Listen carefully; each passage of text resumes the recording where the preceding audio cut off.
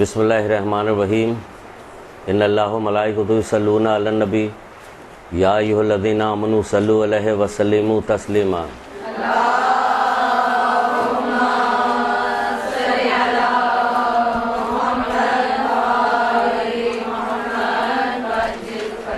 بسم اللہ الرحمن الرحیم ایاک نعبد و ایاک نستعین۔ درود پڑھیے محمد آل محمد۔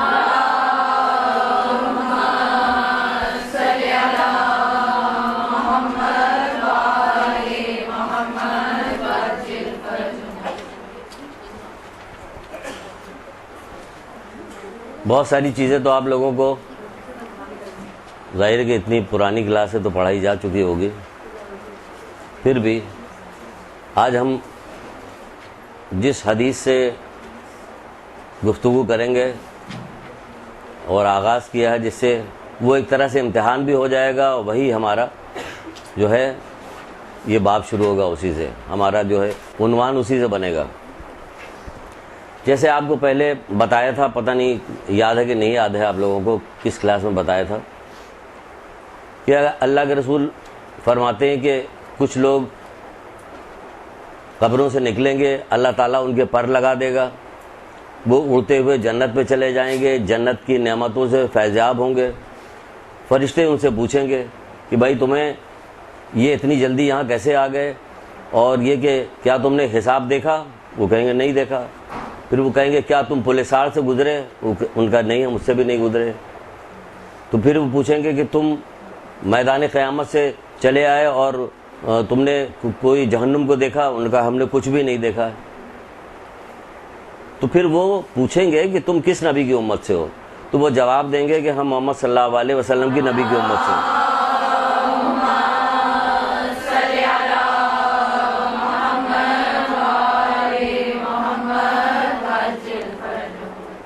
تو پھر فرشتے کہیں گے کہ تم نے دنیا میں کون سا ایسا عمل کیا تھا کہ جس کی وجہ سے قیامت کی ہولناکیوں سے تم لوگ بچ گئے ہو؟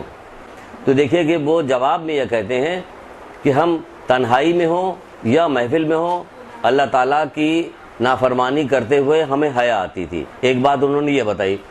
دوسری بات انہوں نے کہی کہ دو خصلتیں ہمارے میں تھی، ایک یہ والی خصلت کہ تنہائی ہو یا محفل ہو، ہمیں اللہ تعالیٰ کی نافرمانی کرتے ہوئے حیا آتی تھی، اور اپنی تقدیر کی کمی بیشی پہ ہم راضی رہتے تھے۔ یہ دو چیزیں بتائی۔ تو آج ہم نے موضوع پکڑا ہے، لیا ہے اس بات کا کہ ہم اللہ تعالیٰ سے راضی رہتے ہیں کہ راضی نہیں رہتے، یعنی راضی برضا ہیں یا نہیں ہیں، ہم کن لوگوں میں ہمارا شمار ہوتا ہے۔ تو ہم اس کی کچھ حدیث سنائیں گے آپ کو، کچھ واقعات بتائیں گے، پھر اس سلسلے میں کچھ باتیں کریں گے کہ ہم کون لوگ ہیں، اللہ تعالیٰ کی جو مرضی ہوتی ہے، اس کی جو قضا و قدر ہوتی ہے، اس پہ ہم راضی ہوتے ہیں یا راضی نہیں ہوتے، ہم کیا کرتے ہیں۔ بہت سارے احکامات، بہت سارے بات پروردگار کی طرف سے بتائی جاتی، پورا قرآن موجود ہے، نہ جانے کتنی حدیثیں، کتنے واقعات سب بیان کیے گئے۔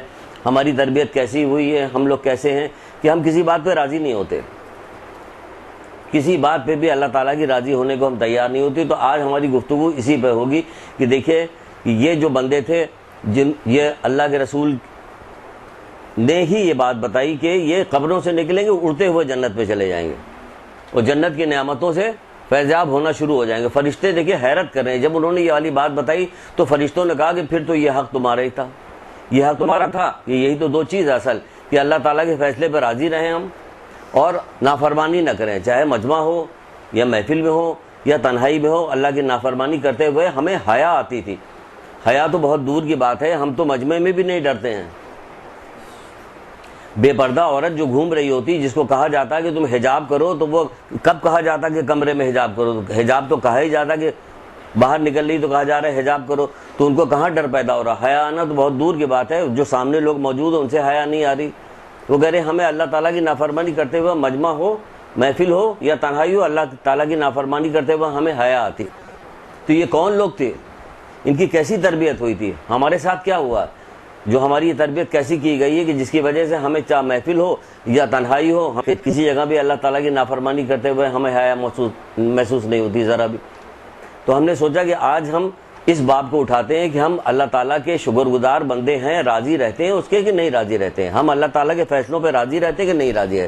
تو اس پہ ہم نے کچھ حدیثیں نکالی ہیں، کچھ واقعات نکالے ہیں جو ہم نے سوچا کہ آج یہ دیکھتے ہیں یہ پرانی کلاس ہے تو اس پہ کچھ گفتگو کرنے میں لطف آئے گا، مزہ آئے گا. کچھ چیزیں آپ سمجھتی ہیں جلدی سمجھ جائیے گا، جلدی تو خیر کیا سمجھ جائیے گا، لیکن کوشش کرتے ہیں کہ سمجھ جائے. امام حسن علیہ السلام کا ایک قول سنیے.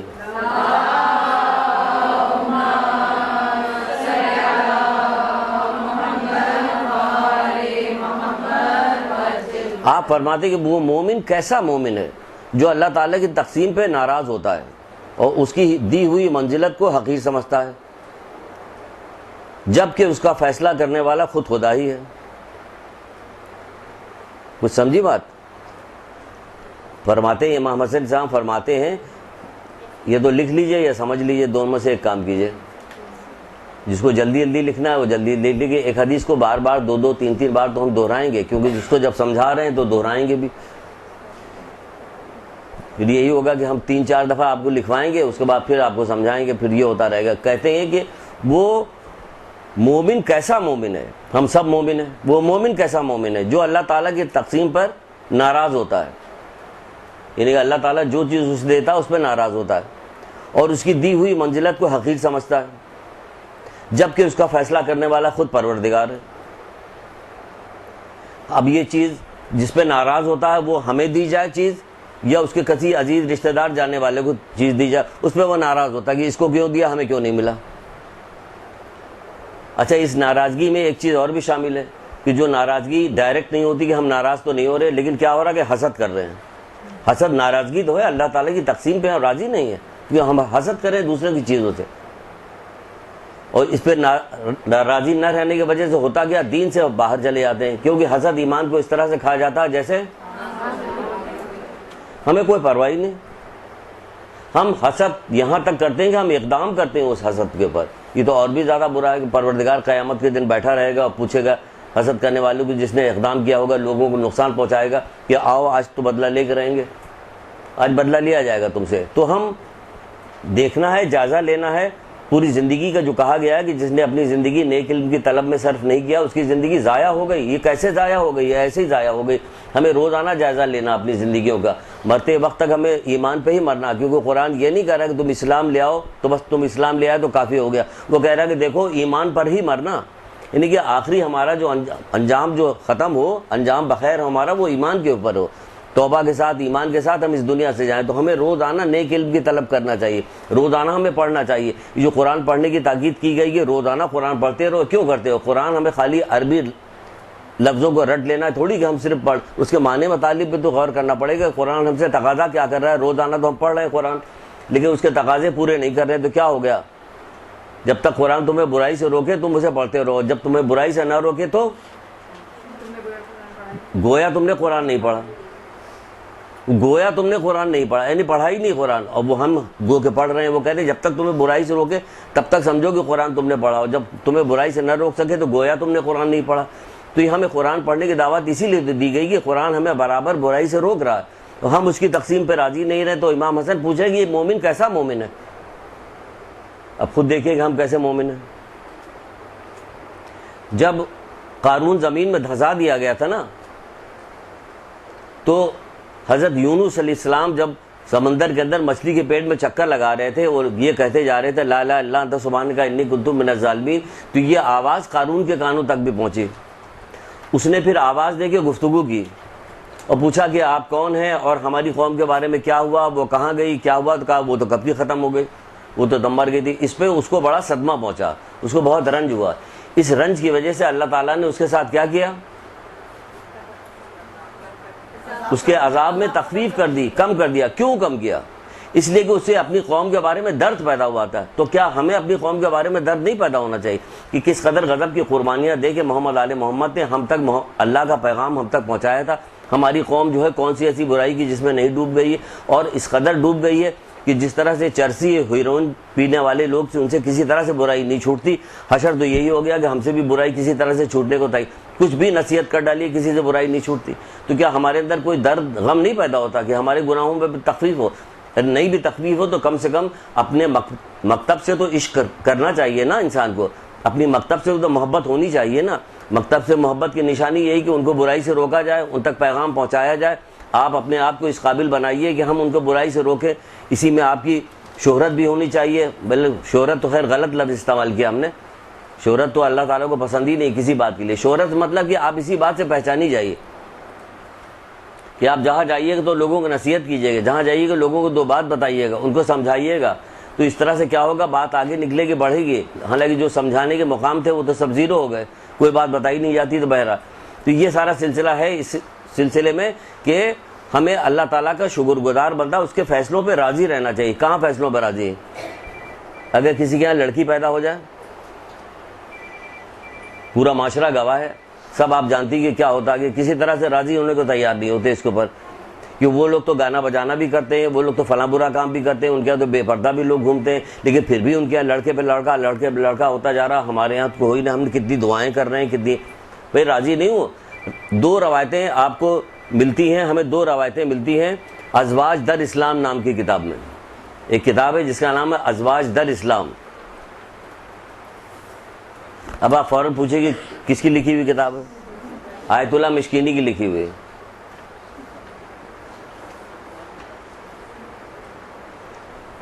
دو روایتوں کو میں ملا کے بیان کر رہا ہوں. ایک روایت ہے رسول خدا صلی اللہ علیہ وآلہ وسلم کی،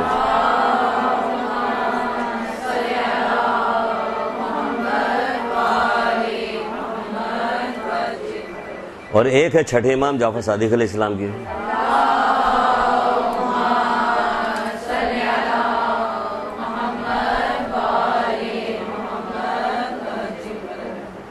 دونوں میں یہی ہے کہ وہ رسول اللہ کے پاس ایک شخص آگے بیٹھا ہوا تھا. تھوڑی دیر بعد رسول اللہ نے دیکھا کہ اس کا چہرہ بالکل اتر گیا، غمگین ہے. پوچھا کیا ہوا؟ کہ میں گھر سے چلا تھا تو ہمارے یہاں ولادت ہونے والی تھی، اب مجھے اطلاع ملی کہ ہمارے یہاں بیٹی پیدا ہوئی. کہ تو پھر کیا ہو گیا؟ بیٹی پیدا ہوئی. ایک طولانی روایت ہے اس پہ کہ رزق پروردگار نے اسے دینے کا وعدہ کیا. ریحان گھاس جو ایک کہی آتی ہے اس کی تشبیہ دی کہ جس سے بڑی خوشبو آتی کہ وہ لڑکی جو ہے اس کے مانند ہے. زمین اللہ تعالیٰ کی، اس کے لیے زمین تنگ نہیں کی، روزی اللہ تعالیٰ دینے والا، تو پھر تجھے کیا ضرورت پڑی یہ کرنے. اسی طرح ایک شخص چھٹے امام کے پاس بھی آیا تھا، اس کا بھی یہی حال تھا.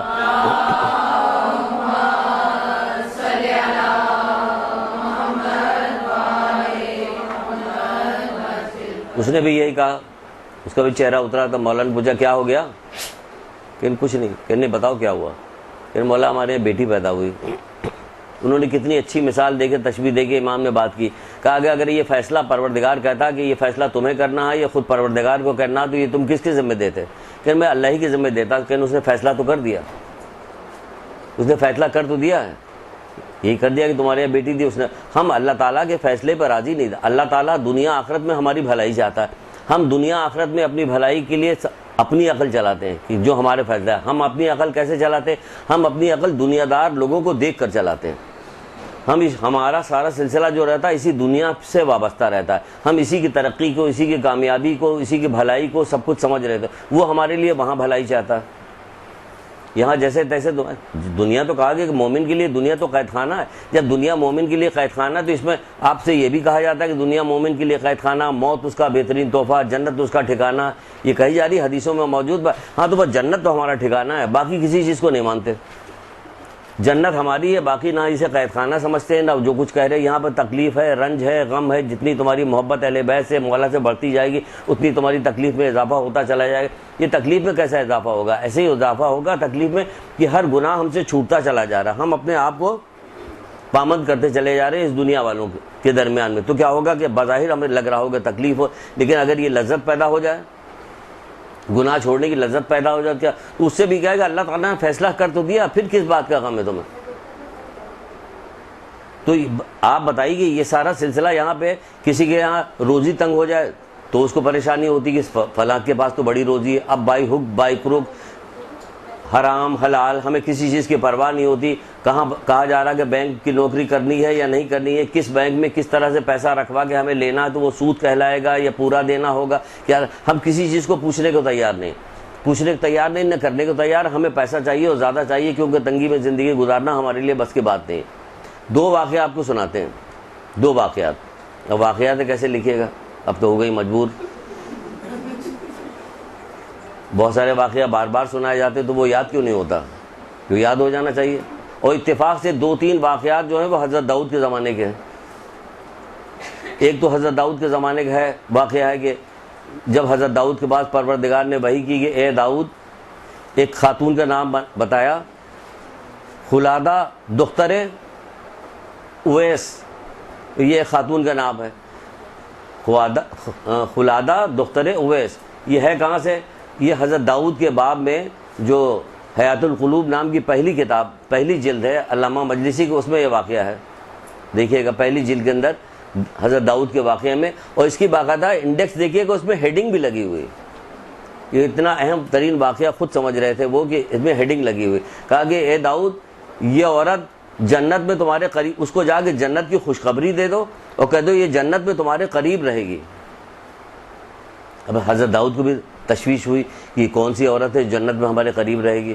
گئے اس کے گھر، دق الباب کیا، دق الباب کرنے کے بعد وہ باہر آئی، اس کا نام لیا، کہا کہ پروردگار کی طرف سے ایسا ایسا پیغام آیا ہوا.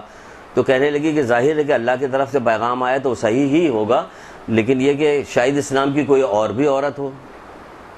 ہم تو لڑتے کہ نہیں ہمارا ہی نام ہے، چاہے 5 ہوتے تو لڑتے ہم کہ ہمارا نام. وہ کہہ رہی کہ نہیں ہو سکتا کہ کسی اور کا بھی نام ہو. کہا نہیں، کسی کا نام نہیں، صرف تمہارا نام. کہ ہمارے میں تو کوئی ایسی خاص بات پائی نہیں جاتی جس میں ہمارا نام آ رہا. کہ نہیں، تم اپنے حالات واقعات ہمیں سناؤ، بتاؤ کہ تمہارے کیا حالات ہیں.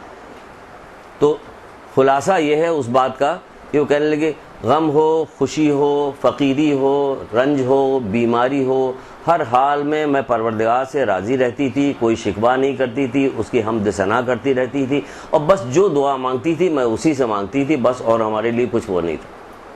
تو اس پر حضرت داؤد علیہ السلام نے کہا کہ یہ والی بات پوری سننے کے بعد کہا کہ پروردگار تو ایسے ہی بندوں کو پسند کرتا ہے، یہی تو ہیں اس کے شکر گزار بندے جو دیندار ہوتے ہیں.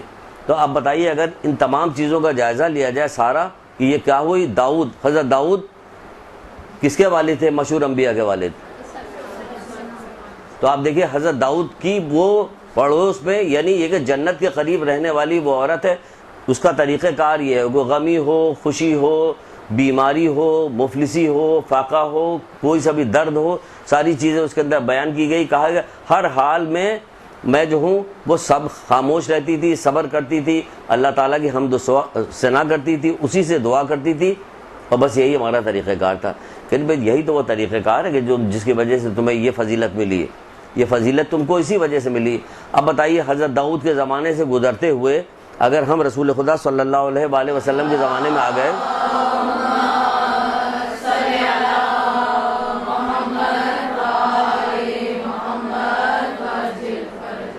یہی وہ دین کا طریقہ جسے اللہ تعالیٰ نے اپنے بندوں کے لیے پسند کیا.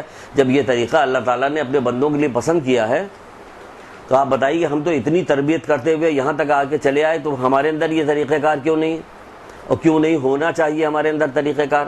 ہمارے اندر طریقہ کار تو عام پچھلی امتوں سے زیادہ ہونا چاہیے نا، کیونکہ ہماری تربیت کرنے والے زیادہ سے زیادہ لوگ آگے چلے گئے، اور کس انداز میں تربیت کی ہماری. اس کے باوجود ہمارا یہ حشر ہے کہ ہم اتنی دور ہو گئے. کیوں؟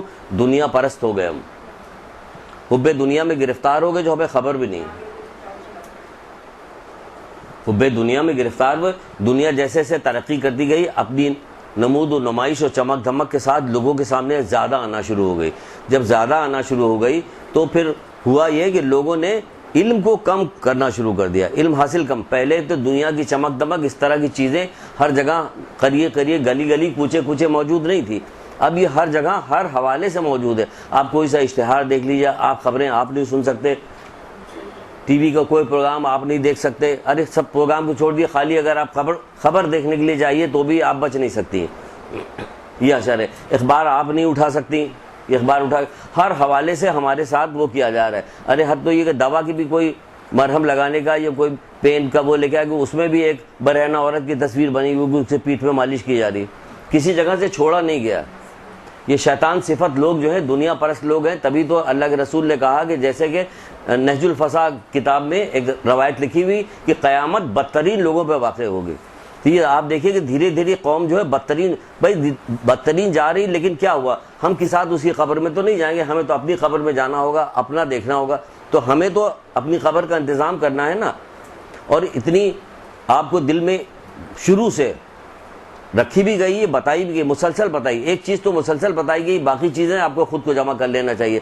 جیسا کہ قرآن نے جب کہا تھا کہ اے رسول ان سے کہہ دو کہ ہمیں اپنے اجر رسالت میں کچھ نہیں چاہیے سوائے ہمارے اقربا سے محبت کرنا. جبکہ اور اگر آپ قرآن پڑھیے گا، خدارہ پڑھیے، معنی کے ساتھ پڑھیے، اور بات میں قرآن کی آیتیں لوگوں کے سامنے پیش کیا کیجیے. پتہ تو چلے کہ قرآن جو ہے آپ ہی جن کو مانتی ہیں انہی کے گھر نازل ہوا، تو اس کے کیسے پتہ چلے؟ صرف زبانی کہیے گا، اس کی کچھ باتیں بھی تو کیجیے گا قرآن کی. بات میں قرآن کی آیتیں پیش کی. آپ جب اسے پڑھیے گا، قرآن دیکھیے گا، تو مختلف جگہوں پر دوسرے انبیاؤں کا بھی ذکر کیا گیا ہے، اور وہ انبیاء کہتے ہیں کہ ہمیں اپنی اجر رسالت سے تم سے کچھ نہیں چاہیے، ہمارا اجر تو اللہ کی طرف ہے. لیکن جب رسول اللہ صلی اللہ علیہ وسلم کی بات آئی تو کیا ہوا؟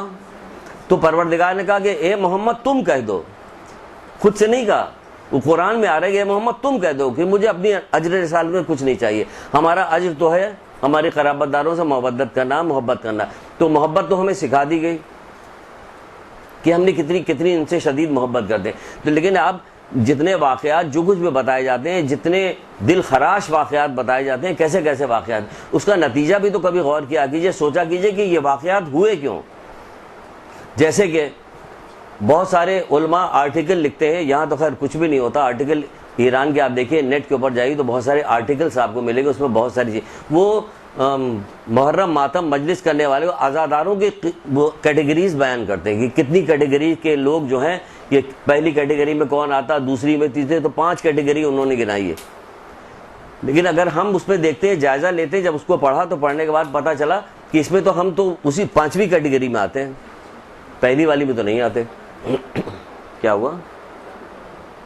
وہ والا پنکھا تو ادھر سے کہیں سے ہوگا، وہ بند کر دیجیے. ایف جس کے اوپر لکھا وہ بند کر دیجیے.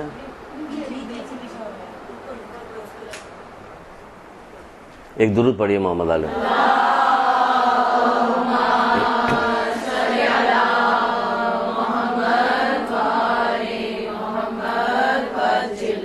ہم نے کبھی اس پہ غور نہیں کیا، اگر وہ آرٹیکل نہ پڑھا ہوتا تو ہم غور ہی نہیں کرتے، کیونکہ ہم لوگوں کی عادت نہیں ڈالی گئی کسی چیز پہ غور فکر کرنا.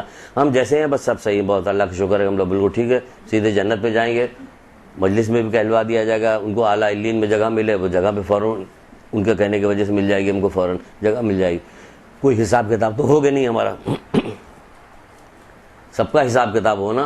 رائی کے دانے کے برابر جب قرآن جب کہہ رہا تو اس سے ہٹ کے بھی کیا بات ہو سکتی؟ کوئی بھی بات نہیں ہو سکتی، چاہے آپ کتنی ہی بہترین بات کیوں نہ کریں. لیکن قرآن، تم رائی کے دانے کے برابر نیکی کرو گے وہ بھی دیکھ لو گے، رائی کے دانے کے برابر بدی کرو گے وہ بھی دیکھ لو گے. جب قرآن یہ والی بات کہہ رہا ہے تو پھر ہم اپنے دل سے کچھ بھی کہتے رہیں، اس کا کوئی فرق تو پڑنے والا نہیں.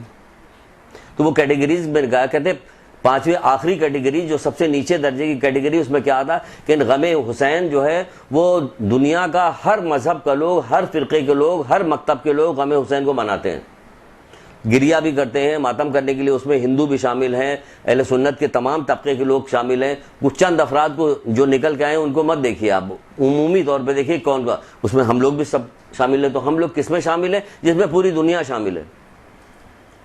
وہی کرتے ہیں، ہم بھی وہی کرتے ہیں. کہ اس سے اوپر چلتے جا رہے ہیں، پھر فرق ہوتا چلا جاتا ہے. یہاں تک کہ جو پہلی کیٹیگری آتی ہے اس میں کیا کہ وہ مقصد کی طرف دیکھتے ہیں کہ ان کا مقصد کیا تھا. ہم اپنی جگہ پہ، لیکن مقصد کو پورا کرنا کہ امام حسین اسلام نے قربانی کس لیے دی. یہ محرم جو ہم منا رہے ہیں تو یہ کیوں منا رہے ہیں؟ یہ نہیں ان کی قربانی کی یاد کر رہے ہیں. جب قربانی کی یاد کریں گے تو کیا ہوگا کہ قربانی کی یاد میں یاد کیا جائے گا وہ قربانی دی کس لیے، وہ کہاں ہے کہ دین کے لیے قربانی دی. لیکن ذرا اپنا گھر جا کے اپنا جائزہ لے لیے کہ اپنے بعد دین کتنا ہے اور کتنا غائب ہو چکا. تو اگر ہم ہمیشہ اس قربانی کو یاد کر کے اپنا جائزہ لیتے رہیں گے دینی اعتبار سے، تو آپ بتائیے کہ ہم بلندی کے اوپر جائیں گے کہ نہیں جائیں گے؟ ہمارا تزکیہ ہوگا کہ نہیں ہوگا؟ ہوگا ہمارا تزکیہ. لیکن ہم تو عام لوگوں کی طرح کرتے ہیں. ان لوگوں نے محرم کیا، محرم ختم ہوا، چلیے ختم ہو گئے. ہم صفت میں تو دیکھنا ہوگا کہ 2 طبقے کربلا کے میدان میں 2 تھے. دیکھ لیں کہ کہیں ہمارے اندر وہ صفت تو نہیں پائی جاتی یزیدی لشکر میں تھی. وہ ظالم بھی تھے، وہ جھوٹے بھی تھے، وہ اللہ کے نافرمان بھی تھے، وہ سب کچھ تھے. تو وہی ساری چیز، ظالم بھی ہیں ہمیں، جھوٹے بھی ہیں، غیبت ہم کرتے ہیں، چغلی ہم کھاتے ہیں، ہر برا کام تو کرتے ہیں. حالانکہ یہ ساری چیزیں جو ہے الگ الگ صفت میں، اگر اخلاقیات کی کتابیں دیکھیں، جمع کریں، پڑھیں، پڑھنے کے بعد اگر چھوڑ کے اس دنیا سے چلی جائیں گی تب بھی یہ آپ کو فائدہ پہنچائے گی. پیچھے جمع کیجئے کتابیں، رکھا کیجئے کتابیں، ڈھونڈ کے لائیے کتابیں کہ اخلاقیات کی کتابیں کیا اپنے اندر. جس طرح کہ آپ کو تو وہاں کے لیے چھٹی دی گئی نا پوری، یہاں کے لیے محدود رہنے کو کہا کہ دنیا بس اتنی لوگ جس سے تمہاری آخرت سنور جائے. کہ چوتھے امام کا قول ہے نہیں کہ کہتے ہیں کہ دنیا دو طرح کی ہے،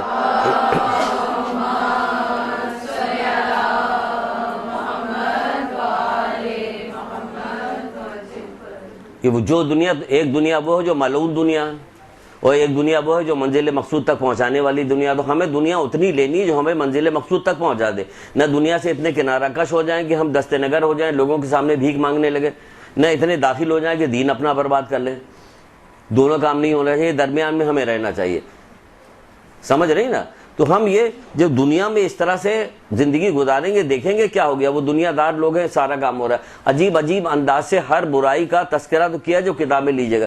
ایک روایت پڑھ رہے تھے کہیں ہم ماں باپ کی تربیت کے ساتھ، ماں باپ کے ساتھ حسن سلوک کے اعتبار سے، ذرا دیکھیں کہ روایت میں جو دوسری اس کے اندر ایک گناہ گنایا گیا اور ایک نیکی گنائی گئی، تو آپ دیکھیے گا کہ یہ یہاں پر کچھ سمجھ میں نہیں آ رہا۔ اگر حدیث نہ ہو تو ہم کہیں گے ہماری سمجھ میں نہیں آ رہی بات۔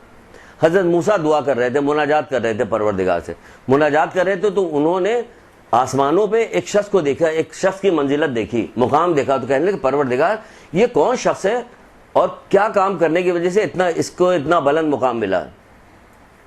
تو پروردگار نے کہا کہ یہ اپنے ماں باپ کے ساتھ نیکی کرتا تھا اور چغل خور نہ تھا۔ یہ چغل خوری کہاں سے آ گئی بیچ میں؟ ماں باپ کے ساتھ حسن سلوک نیکی کرتا تھا، ماں باپ کے ساتھ نیکی کیا کرتا تھا اور چغل خوری نہیں کرتا تھا، یہ چغل خور نہیں تھا۔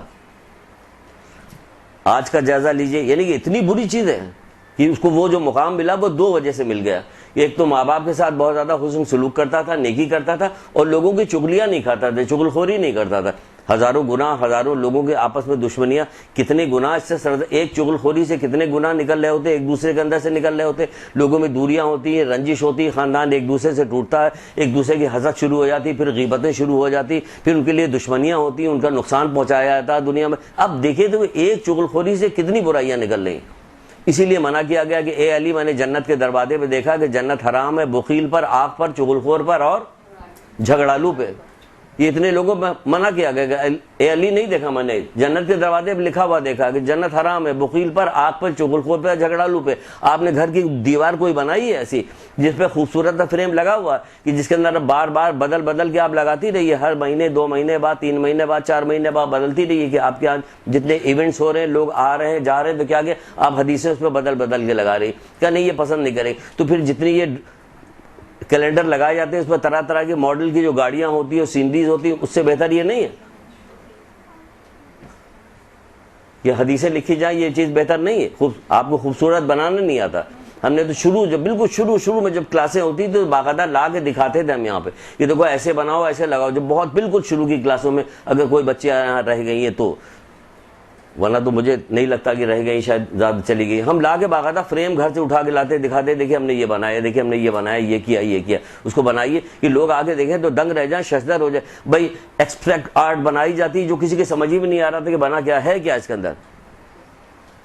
بھائی آپ ایسی چیز میں بنائیے، اس کو ایسا نہیں بنا سکتے کہ جس سے وہ ماں باپ کی تصویریں اس انداز سے لگائیے، مثال کے طور پر لگائیے، اس کے اندر کچھ فقرہ لکھ کے لگا دیجیے، لوگ دیکھیں تو کہیں گے واہ سبحان اللہ۔ یعنی ماں باپ کی عزت کرنا، آپ دنیا سے چلے گئے تو کیا کیا جائے؟ وہ کہہ رہے کہ اے علی، میں نے جنت کے دروازے پہ دیکھا کہ جنت حرام ہے بخیل پر، آگ پر، چغل خور پر اور جھگڑالو پہ۔ تو سارے کام یہاں پہ ہو رہے ہیں اس لیے کہ ہم اللہ تعالیٰ کے کسی فیصلے پر راضی نہیں ہیں، راضی پر رضا نہیں۔ وہ کہہ رہے کہ یہ مومن کیسا مومن ہے؟ وہ یہ کہہ رہے ہیں کیسا مومن ہے؟ ایک آدھ حدیث اور سنیے اور اس کے بعد پھر اسی ضمن اور آگے بات کرتے ہیں۔ وہ وہاں پہ وہ جو بچی کی بات ہوئی تھی تو اس میں ایک آدھ کا اللہ تعالیٰ نے فیصلہ کر تو دیا تمہارے لیے، تو یہ اگر یہاں پہ ایک لڑکی یا لڑکے کے لیے فیصلہ نہیں ہو رہا، اگر یہاں دیکھیں تو اللہ تعالیٰ ہمارے لیے جو فیصلہ کر دیتا ہے ہمیں اس پہ راضی رہنا چاہیے، وہ جو بھی فیصلہ ہو۔ ہم نے ایک فیصلہ پہ، ابھی فیصلے پہ ایک چیز اور بتا رہے ہیں آپ کو۔ یہ ہم نے کارڈ بنایا تھا شادی کا، یہ اتفاق سے دکھانے والی چیز میں آج دکھانے، اسی کلاس میں ہوتا ہے یہ، چاہے آج سے 10 سال پہلے ہو یا آج ہو، یہ دکھانے والی چیز۔ شادی کا کارڈ بھی ایک زمانے میں بنا کے ہم لوگوں کو دیا کرتے تھے کہ لو بھائی کسی حوالے سے حدیث چلی جائے، کیا ہو جائے کیا نہ ہو جائے کسی، تو اس پہ ایک میں نے حدیث لکھی تھی، لکھی کیا تھی، نکالی تھی کتاب سے، اس میں دی تھی ہم نے، تو اس میں کیا حدیث تھی سنیے۔ یہ بھی اسی فیصلے سے آ رہا ہے، اسی سلسلے کی یہ کڑی، کہ اس میں ہے کہ ایک شخص رسول اللہ صلی اللہ علیہ وسلم کی خدمت میں حاضر ہوا، کہا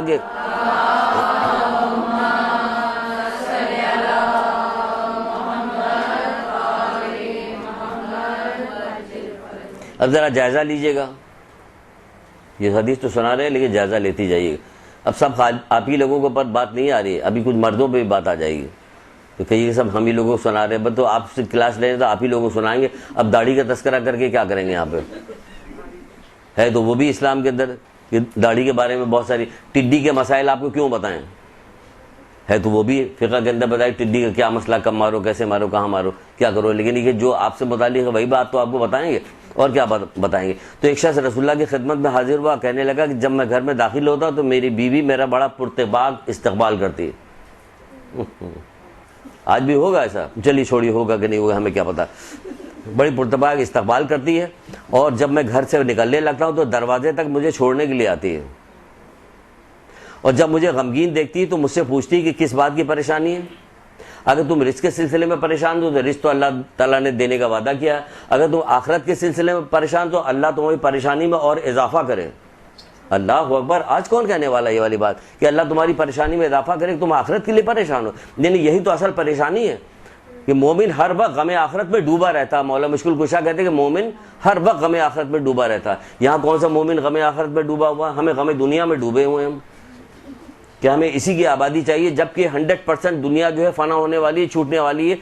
ارشاد القلوب نام کی ایک کتاب ہے، ارشاد القلوب اس کتاب کا نام ہے. اس میں بہت سارے باب ہے، دنیا والا باب بھی ہے. اس میں بھی امام حسن اسلام کی ایک بات مجھے یاد آ رہی ہے کہ جس میں آپ فرماتے ہیں کہ تم مکان بنا رہے ہو برباد ہونے گرنے کے لیے ہو رہا ہے، یعنی دنیا بنا رہے ہو تو تباہ ہو جائے گی.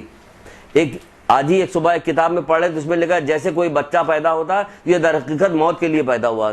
تو ہم نے کہا اپنے دل میں کہا کہ پڑھتے جا رہے سوچتے جا، آج کسی سے کہہ دو کہ بچہ پیدا ہوا یہ مر جائے گا تو یہ برائی میں شمار ہوگا بھی برائی میں کہ غلط وقت پہ کہہ رہے ہیں. لیکن اس کا ایک وہ ہے فلسفی انداز میں کہا گیا، فلسفیانہ انداز میں، کہ جو بھی پیدا ہوتا وہ مرنے کے لیے پیدا ہوتا. 100 سال کے بعد مرے گا لیکن پیدا جو ہوا تو مرنے کے لیے تو پیدا ہوا. تو کہا جائے وہ کہہ رہے کہ پھر جب میں غم میں ڈوبا رہتا ہوں تو کہتے ہیں کس بات کا غم ہے تمہیں؟ اگر دنیا کا رزق کے سلسلے میں تو رزق تو اللہ تعالیٰ نے دینے کا وعدہ کیا، اللہ تعالیٰ دے گا. اگر آخرت کے سلسلے میں ہو تو اللہ تمہارے غم میں اور اضافہ کرے. پھر اللہ کے رسول نے کیا کہا یہ سننے کے بعد ہے کہتے ہیں کہ تب اللہ کو اے شخص تو اسے جنت کی بشارت دے دے. یہ رسول اللہ اپنے کہہ رہے کہ اس کو جنت کی بشارت دے دے. اس سے کہہ دے اے عورت بے شک تو خدا تعالیٰ کی کارکنوں میں سے ایک کارکن ہے، اللہ تعالیٰ کی کارکنوں میں سے ایک کارکن ہے. آپ بھی کارکن بن جائیے اللہ تعالیٰ کی کارکنوں میں سے ایک کارکن. میاں تو دروازے پہ بے ہوش ہو جائے گا آج کیا ہو گیا، پوری زندگی تو کس طرح سے تھے، آج یہ کس طرح سے رہ رہی ہے ہمارے ساتھ. کہ اللہ خیر کرے، پتہ نہیں کیا ہو گیا، کیا سکھا دیا گیا ان لوگوں. کارکنوں میں سے ایک کارکن ہے اور تیرے لیے 70 شہیدوں کا اجر اور ثواب ہے. 70 شہیدوں کا اجر اور ثواب ہے. اس میں سب سے 2 چیزیں سب سے اہم ہیں، 2 ہی چیزیں اس کے اندر بیان کی گئی. اور دیکھیے کہ پورا سب کچھ دین اس کے اندر آ گیا کہ وہ خوش اخلاقی سے شوہر کے ساتھ پیش آتی تھی. ہمارے یہاں تو یہ ہے کہ شوہر اچھا ہے، اپنا پسندیدہ ہے، ہمیں ہر طرح کا کپڑا دلاتا ہے، بہت تنخواہ اس کو ملتی ہے، ہر طرح سے گھماتا ہے پھراتا ہے، کسی بھی بات پہ روکتا ٹوکتا نہیں تو وہ ہمارا پسندیدہ ہے. یا کسی فلم یا ڈرامے میں کام کرتا ہے، خیر ان کی عورتوں سے جا کے پوچھے ان کو پتہ چلے کہ بہت رنجیدہ رہتی ہیں، کہ ہر وقت شک و شبہ میں مبتلا رہتی ہیں. اور ہوتا بھی صحیح ہے کہ جتنے اسکینڈل چلتے رہتے ہیں. بہرحال تو کیا گیا بات وہ کرتی تھی کیونکہ کہا یہی گیا. یہ سوسمارٹ ٹائپ کی کوئی چیز، ایک دفعہ ایک جانور لایا گیا تھا رسول اللہ کے پاس، تو اس نے جب رسول اللہ کی اس کی گواہی دی تھی کہ اشہد ان لا الہ الا اللہ محمد رسول اللہ گواہی، تو اس وقت بعض لوگ جو لے کے آئے تھے وہ رسول اللہ کو سجدہ کرنے کے لیے جا رہے، تو اس وقت اللہ کے رسول نے منع کیا تھا نہیں، سجدہ اللہ کے علاوہ اگر کسی کو کرنے کو کہا جاتا تو بیویوں سے کہا جاتا اپنے شوہروں کو سجدہ کرو. حالانکہ منع کیا گیا اگر کسی کو کہا جاتا سجدہ کرنے کو تو وہ ایک ہی جگہ تھی، لیکن اللہ تعالیٰ نے اپنے علاوہ کسی کو سجدہ کرنے کو کہا ہی نہیں. تو بہرحال مثال جب کسی چیز کی دی جاتی ہے تو کچھ تو اس کی اہمیت ہوگی. انہیں سجدہ تو کسی کو کرنے کو نہیں کہا گیا، تو کچھ بھی سجدہ اگر کرنے کو کہا جاتا تو پہاڑ کے لیے، لیکن کسی کو نہیں، اس کو دریا کو کیا جاتا، کسی کو نہیں، شوہر کا نام لیا گیا. اگر کسی کو سجدہ کرنے تو وہ پورا اتر رہی تھی اس کے اوپر. دوسری چیز کیا تھی؟ اس کی نگاہوں میں دنیا کی کوئی وقت نہیں تھی، اس کی نگاہوں میں صرف آخرت کی وقت تھی. تبھی وہ کہہ رہا تھا اللہ تعالیٰ نے دنیا تو دینے کا وعدہ کیا ہوا دے گا. مولا کا قول نہیں کہ رزق جو ہے انسان کے آگے آگے چل رہا ہوتا، پیچھے پیچھے اس کے دوڑ رہا ہوتا. اب رزق کون سا؟ ہماری حوث یا ہماری کیا ہے وہ آخرت سے بے خبری ہے کہ ہم جو پیسہ چھوڑ کے جو چیزیں چھوڑ کے مر جاتے ہیں، ہم نے اس کے لیے تو بہت زیادہ محنت کی تھی، حالانکہ جو ہم نے استعمال کر لیا وہی ہمارا رزق تھا۔ کتنے ایسے حکمرانوں کو دیکھ لیے، کتنے ان کو دیکھ لیے، ابھی تو اس صدی میں آپ کی آنکھوں کے سامنے تو بہت سارے ایسے چلے گئے جو کروڑوں روپیہ، خربوں ڈالر چھوڑ کے مر گئے، لوگوں پہ ظلم زیادتی کرتے رہے اور خربوں ڈالر چھوڑ کے مر گئے، اور کس کس طرح سے ان کا انتقال ہوا، مرے وہ، یہ بھی آپ کے سامنے، اور سب ایک ہی جگہ پہ پہنچ گئے۔ تبھی تو بہلول جو تھے قبرستان میں بیٹھ کے ہڈیوں سے کھیل رہے تھے۔ جب پوچھا کہ بہلول یہ کیا کر رہے ہو، کہ ہم اس میں سے امیر کی ہڈی غریب کی ہڈی سے جدا کر رہے ہیں، لیکن مطلب یہ کہ سب ایک ہو جاتے ہو مٹی میں ملنے کے بعد، پر تمہارے اعمال ہی رہتے ہیں جو کچھ ہوتا، لیکن ہم دنیا میں کس قدر پیچھے لگے رہتے۔ دوسری چیز کیا، اور اگر تمہیں آخرت کا غم ہے، اللہ تمہارے غم میں اور اضافہ کرے۔ آج تو کوئی بھی رسول اللہ کے پاس آئے تھے کہنے کے لیے، یا مرد آیا تھا کہنے کے لیے، تو رسول اللہ کے زمانے سے آج کا زمانہ دیکھ لیے، پھر مولا علی کا زمانہ ہم لوگوں نے دیکھا، بی بی سیدہ کا زمانہ دیکھا، کس طرح سے دنیا سے بیدار تھے، مولا علی دنیا سے کس طرح بیدار تھے، امام حسن امام حسین اسلام کی زندگی ہمارے سامنے ہے، چوتھے امام کی زندگی ہمارے سامنے۔ اس طرح کا ہم دیکھتے چلے جائیں تو آج تک جتنے ہمارے ائمہ ہیں سب کی زندگیاں ہمارے سامنے، علماء کی زندگی ہمارے سامنے، کہ لوگ کتنی بھی باتیں بناتے رہتے ہیں ان کے متعلق کہ ہاں یہ تو خمس کھاتے ہیں، یہ تو ایسا کرتے ہیں ویسا، آپ ان کی عام زندگی جا کے دیکھیں تو آپ کو پتہ چلے کہ وہ کیسے رہتے ہیں۔ آپ لوگوں کو جو یہاں پہ جو LCD پہ جو کلاسز دکھائی جاتی ہے، جو ہوتی ہے کلاس، اس کے اندر دیکھیں تو عمومی طور پر وہ ساری تصویریں نکال کے دکھائی جاتی ہے، یہ ہے ان کی زندگی، اس طرح سے رہتے ہیں، 2 سلائس کھا کے خالی کس کس طرح زندگی گزارتے ہیں۔ بعض ہمارے عالم ایسے بھی گزرے جو 1 انڈے کے 2 ٹکڑے کیا، اور تو خالی سننے سے تھوڑی ہوتا ہے، اس کے اوپر عمل کرنے سے بھی ہوتا، اور عمل کسی چیز کو حاصل کرنے کے لیے جد و جہد کرنا پڑتا ہے، اور جد و جہد میں تکلیف اٹھانی پڑتی ہے۔ تو آخرت کی منزلیں حاصل کرنے کے لیے ہمیں جد و جہد اور تکلیف اٹھائیں، کیونکہ وہ ہمیشہ رہنے والی ہے۔ یہ ہم کتنی جد و جہد کے بعد دنیا کتنی بھی حاصل کریں گے، بالآخر ہم سے چھوٹ جائے گی، چھوٹ جائے گی، ہر حال میں ہم سے چھوٹ جائے گی۔ اپنی آنکھوں بقول مولا کے کہہ رہے کہ نصیحت کے لیے موت کافی ہے، اگر نصیحت دیکھیں تو موت کافی نہیں ہے ہمارے لیے، نصیحت کے لیے موت کافی ہے، کہ ہر شخص کو مرنا ہے، تو بھی نصیحت حاصل کر لو اس سے۔ تو کیا وہ آخرت کی فکر میں تھی، وہ ساری فکر سارا غم اس کو آخرت کا تھا؟ ہمارے یہاں سارا فکر سارے غم آخرت کے کہاں ہے؟ ہمارے پاس تو نہیں ہے آخرت کی فکر، نہ آخرت کا غم ہے، نہ جب غم و فکر دلائی جاتی ہے تب بھی ہم لاپرواہی برتتے ہیں۔ دیکھا جائے گا جب ہوگا، بس سب ہم ہی لوگوں کے ساتھ ہوگا سارا، بھائی جو کرے گا اس کے ساتھ ہوگا۔ آگ میں سارے لوگ کود پڑیں گے، سب جل جائیں گے، ایسا تھوڑی ہوگا کہ سارے لوگ کود رہے ہیں ساری تھوڑی جلیں گے، کچھ بچ بھی جائیں گے، کوئی نہیں بچے گا، سب جلیں گے، سب جائے گا۔ تو یہ ہے کہ ہمیں جو ہے پروردگار کی تقسیم پہ راضی رہنا چاہیے۔ اس راضی رہنے میں یہ ہے کہ ہمیں ساری فکر کس بات کی ہے؟ فکر ہمیں آخرت کی ہے، ساری فکر ہمیں آخرت کی کرنی چاہیے، دنیا کی فکر میں اتنا زیادہ مشغول نہیں ہونا چاہیے۔ پھر ایک روایت ہے چھٹے امام جعفر صادق علیہ السلام کی،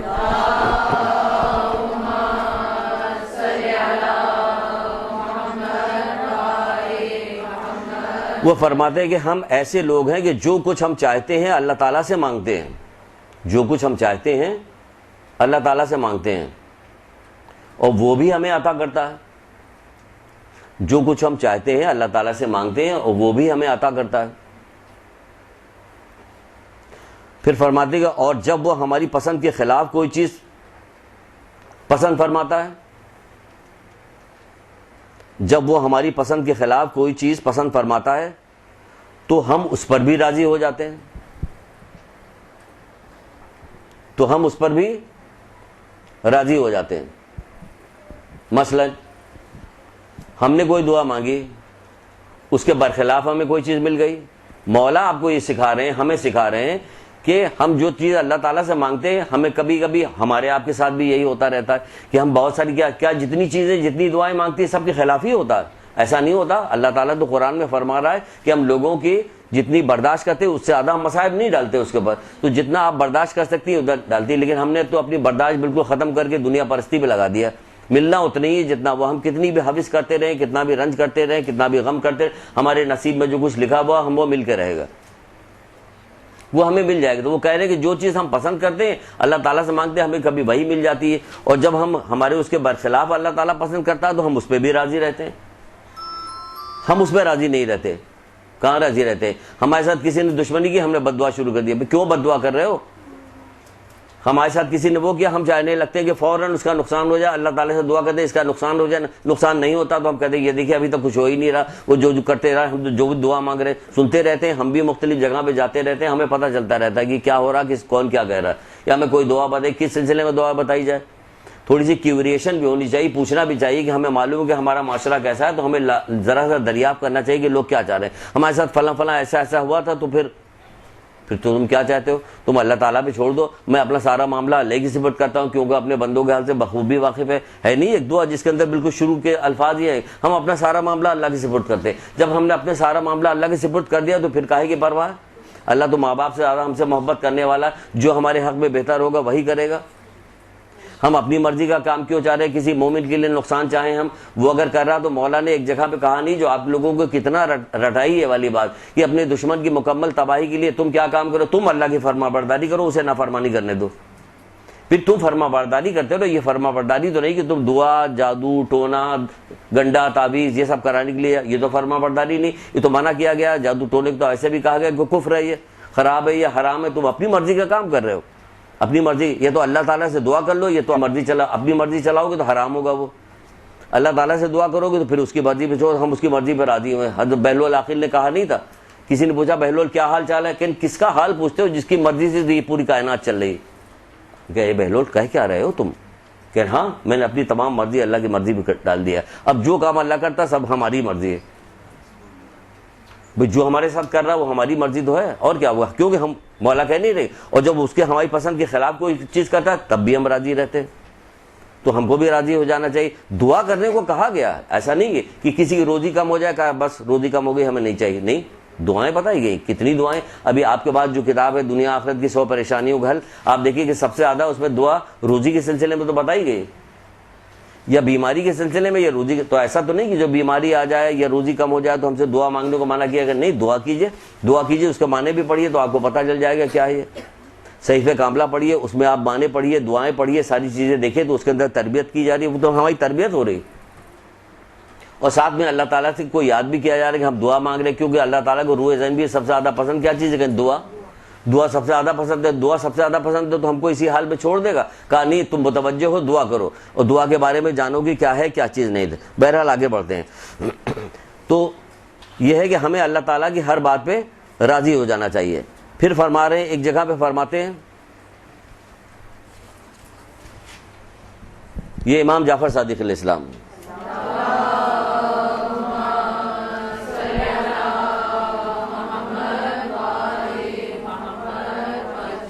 کہتے ہیں قضا کی ناپسندیدہ صورت پر راضی رہنا، قضا کی ناپسندیدہ صورت پہ راضی رہنا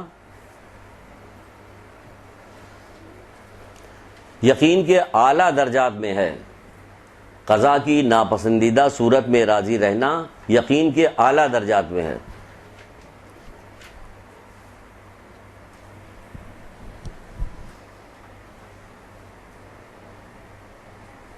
یہ 2-3 لکھ لیجئے پھر ہم گفتگو کرتے ہیں۔ پھر فرماتے ہیں مولا مشکل کشا حضرت علی علیہ السلام،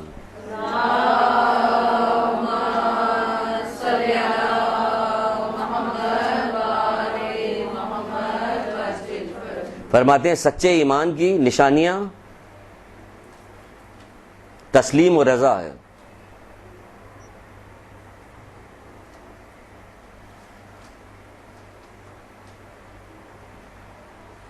تسلیم اور رضا سچے ایمان کی شایان شان ہے، تسلیم اور رضا، یہ مولا مشکل کشا فرماتے ہیں۔ پھر مولا ہی فرماتے ہیں ایک جگہ پہ، جس کا یقین صادق نہیں ہے، جس کا یقین صادق نہیں ہے وہ قضا پر کیسے راضی ہو سکتا ہے؟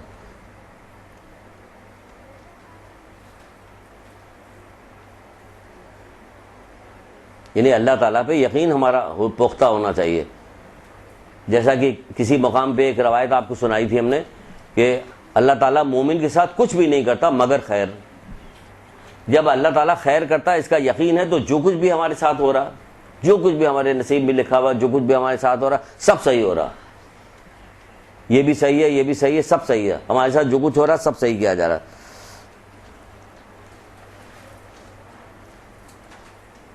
پھر فرماتے ہیں ایک مقام پہ جو قضاء الہی پہ راضی نہیں رہتا اس کے دین میں کفر داخل ہو جاتا ہے. جو قضاء الہی پہ راضی نہیں رہتا اس کے دین میں کفر داخل ہو جاتا ہے.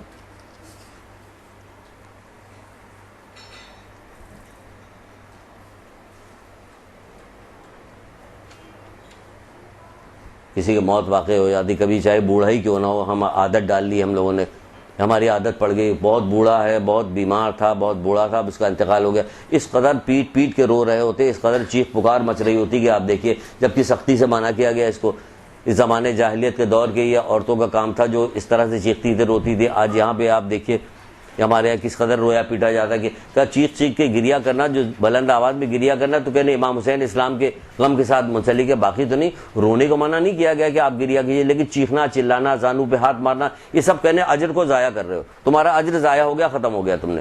کہ تم نے اللہ تعالیٰ کی اس کے اوپر تم کو جو یہ مصیبت تمہارے اوپر پڑی تھی, یہ جو بھی مصیبت, ظاہر ہے کہ ایک اس بندے کی جس سے ہمارا بہت زمانے تک تعلق تھا, اب ہم سے اس کی جدائی ہو گئی, تو ایک پریشانی, ایک مصیبت تو آ گئی, لیکن ہمیں اس پہ صبر کرنا چاہیے, راضی رہنا چاہیے. غم تو اپنی جگہ پہ ہوگی, گریا تو اپنی جگہ پہ پیدا ہوگا, لیکن کوئی کلمہ, کوئی بات ایسی نہیں کہی جائے گی کہ جس سے تو یہ کیا ہو گیا, یہ اصال ثواب کی مجلس میں ساری چیزیں بیان کر دینی چاہیے تھی. ورنہ چھٹے امام تو نہیں کہتے, ایک جگہ پہ بڑی طولانی روایت ہے جس میں کہہ رہے میت سے بڑی مصیبت یہ تمہارے لیے, کہ اگر اس میت نے تمہیں اللہ سے قریب کر دیا, گناہوں سے دور کر دیا تو صحیح, اگر ایسا نہیں کر رہی تو میت, اس مصیبت سے بڑی مصیبت یہ والی ہے کہ تو موت تمہارے سامنے, میت تمہارے سامنے رکھی ہوئی, اس کے باوجود تم اللہ سے قریب نہیں ہو رہے, اور کہاں قریب ہو رہے ہوتے. یہ ساری روایتیں تعزیت کے باب میں ہی تو درج ہے, اور تعزیت تو ایصال ثواب کی مجلس ہوتی ہے, اسی میں نہیں بیان کی جاتی. ہمیں تو زبانی یاد ہونا چاہیے تھا, کیونکہ ہم اتنی بار سنتے کہ ہمیں زبانی یاد ہو جانا چاہیے, لیکن ایسا نہیں ہے. تو چھٹے امام کی ایک روایت بہار الانوار سے ہے, جلد نمبر 82, چھٹے امام جعفر صادق علیہ السلام.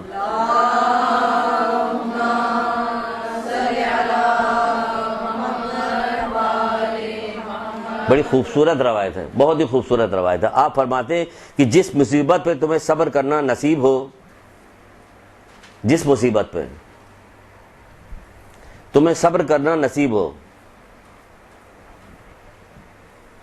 اور اس پر خداوند عالم کے ثواب کے مستحق بن جاؤ,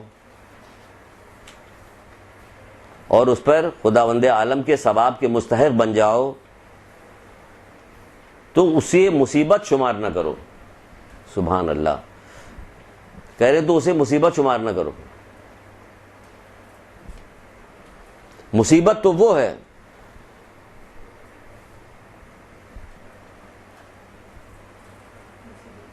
مصیبت تو وہ ہے جس پر مصیبت زدہ اس کے نازل ہونے کے وقت, مصیبت تو وہ ہے جس پہ مصیبت زدہ اس کے نازل ہونے کے وقت بے صبری کرے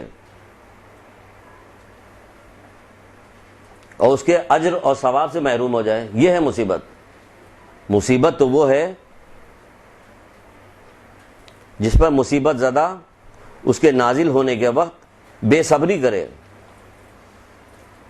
اور اس کے اجر اور ثواب سے محروم ہو جائے. کہ یہ مصیبت ہے کہ تمہیں کتنا بڑا صبر, کتنا بڑا ثواب ملنے والا ہے, اس سے تم محروم ہو گئے. یہ ہے اصل مصیبت, وہ مصیبت تھوڑی ہے.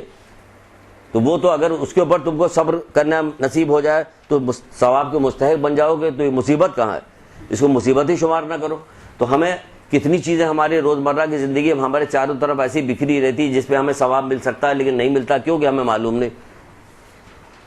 یہاں تک کہ اگر تم نے بسم اللہ الرحمن الرحیم کہہ کے سو گئے تو تم پر فرشتہ مقرر کیا جائے گا, تمہاری سانس پوری رات بھر تمہاری عبادت میں لکھتا رہے گا.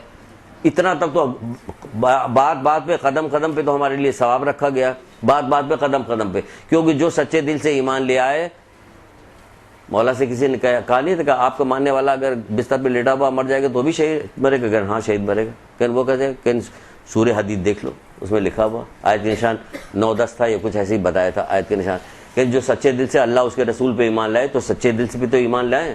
کہ جب سچے دل پہ ایمان لانے کی کیا نشانی, کہ ہر بات ان کی مان جاتے ہیں, قرآن جو کہہ رہا ہے اس کو مان جاتے ہیں. وہ کہہ رہے ہیں جو سچے دل سے اللہ اس کے رسول پہ ایمان لائے اس کو ہم صدیق و شہداء کے درجے تک پہنچائیں گے, اسی جیسا اجر مرحمت فرمائیں گے. تو صدیق اور شہداء کے درجے تک پہنچائیں گے, اسی جیسا اجر مرحمت فرمائیں گے. قرآن کہ وہ بستر پہ لیٹا لیٹا مر گیا, کہ کہاں کہا کہ تیر و تلوار چلاؤ. وہ پوچھ بھی رہا کہ آپ کا ماننے والا تیر و تلوار نہیں چلائے گا, میدان میں نہیں جائے گا, پھر بھی کیا وہ شہید مرے گا؟ کہ ہاں شہید مرے گا. کہ وہ کیسے, پھر فوراً قرآن کی طرف آگے کہ قرآن دیکھ لو. وہ ہر بات میں کہتے ہیں قرآن دیکھ لو. ہم سے کہا جائے ہم کسی سے کہتے ہی نہیں کہ قرآن دیکھ لو، کیونکہ ہم نے خود نہیں دیکھا ہوتا قرآن، تو ہم کیسے کہیں کسی کہ دیکھ لو. اس میں کہتے رہے جو اللہ اس کے رسول پہ سچے دل سے ایمان لیا ہے. بھائی جو اللہ رسول نے کہہ دیا بس ہم مان گئے، فوراً مان گئے، بس جو کہہ دیا بس کافی ہے. اب ہمیں آگے کیا دیکھنا ہے، کسی چیز کی ضرورت نہیں. اخبار کی خبر کو ہم سچا مان لیتے ہیں اور مثالیں دیتے ہیں گھر میں، اور پکار کے کہتے ہیں کہ اخبار میں لکھا ہوا تھا کہ چہل قدمی سے یہ فائدہ ہوتا ہے، یہ فائدہ ہوتا ہے، یہ اس لیے ہم نے چہل قدمی آج کل شروع کی ہوئی ہے. سبحان اللہ. دل میں آئے گا کہے گا حدیثوں میں تو بہت ساری چیزیں لکھی، اس پہ یقین نہیں آیا، وہ بے پردہ چہل قدمی کر رہی ہیں آپ. لیکن کون کہے دوسروں سے کہ یہ بڑے آگے سمجھانے کے لیے بچانے کے لیے. اب تو زمانہ بھی ایسا نہیں رہ گیا. پہلے نصیحت کرنے والے کو، اچھی بات بتانے والوں کو لوگ اچھی نگاہ سے دیکھتے تھے.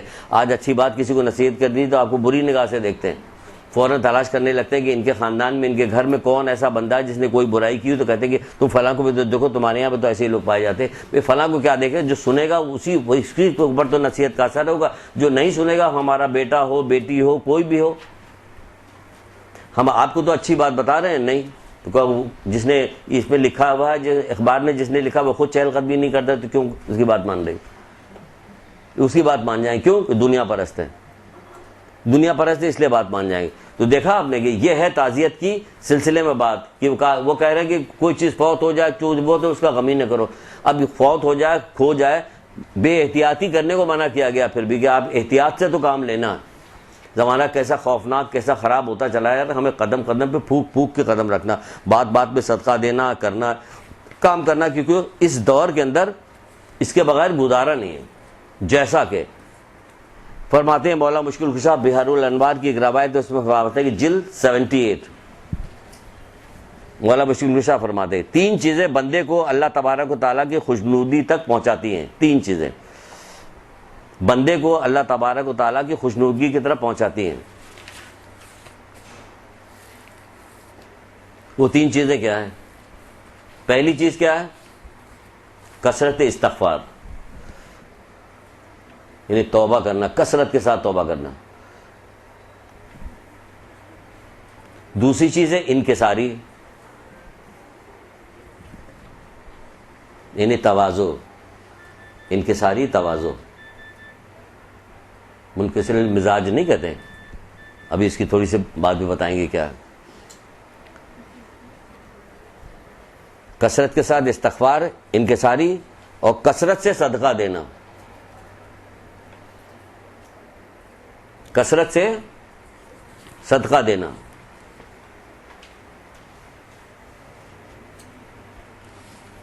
لکھ لیا؟ کثرت سے صدقہ دینا. دیکھیے پہلی چیز تو آ رہی ہے استغفار کرنا، توبہ کرنا.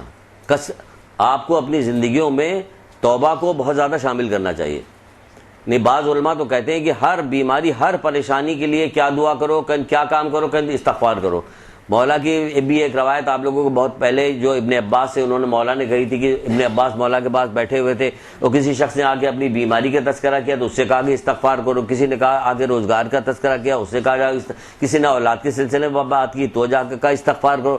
تو حضرت ابن عباس کہنے لگے کہ آپ نے مختلف لوگ آئے، مختلف چیزیں آپ سے بیان کریں، مسائل میں، اور آپ سب کو ایک ہی علاج بتا رہے کہ استغفار. پھر کہا کہ آپ تم سورہ نوح پڑھ لو، اس میں جو اللہ تعالیٰ کہتا ہے اگر یہ ہم سے توبہ کرتے تو ہم ان کے لیے بارش برساتے، ان کے یہ دیتے، بہت ساری چیزیں اس کے اندر درج ہے. پھر وہی قرآن کی آیت. دیکھیے بعد میں شوق بھی دلایا جا رہا، لیکن ہمیں آپ کو شوق نہیں دلایا جا رہا کہ جو سوال کرتے ہیں. انہوں نے پوچھا آپ کے ماننے والے کیسے شہید مرے گا گھر میں لیٹے ہوئے بستر پہ، تو انہوں نے پھر قرآن کی آیت. ان سے پوچھا کہ یہ کیسے آپ صدقہ ہر بات میں یہ کہہ رہے ہیں کہ استغفار کرو، کہ قرآن کی آیت پڑھ لو. تو ہر بات میں تو قرآن کی آیت. بعض لوگ تو ایسا بھی ہوتا تھا، بعض جگہ پہ پڑھتے ہیں، کتاب دیکھ رہے، کہتے تھے مولا ہم نے قرآن بہت پڑھا لیکن ایسا لگتا ہے کہ ہم نے قرآن پڑھا ہی نہیں، آپ نے جو یہ معنی بتائے.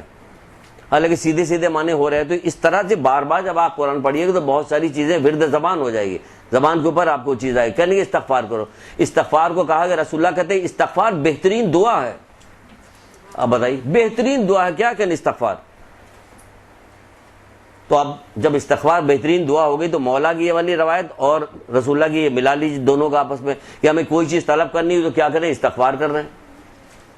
بیٹے کا مسئلہ آیا استغفار کریں، روزی کا مسئلہ آیا استغفار کریں، کسی کی پریشانی ہوئی، کسی وہ ہوئی، ہم استغفار کریں.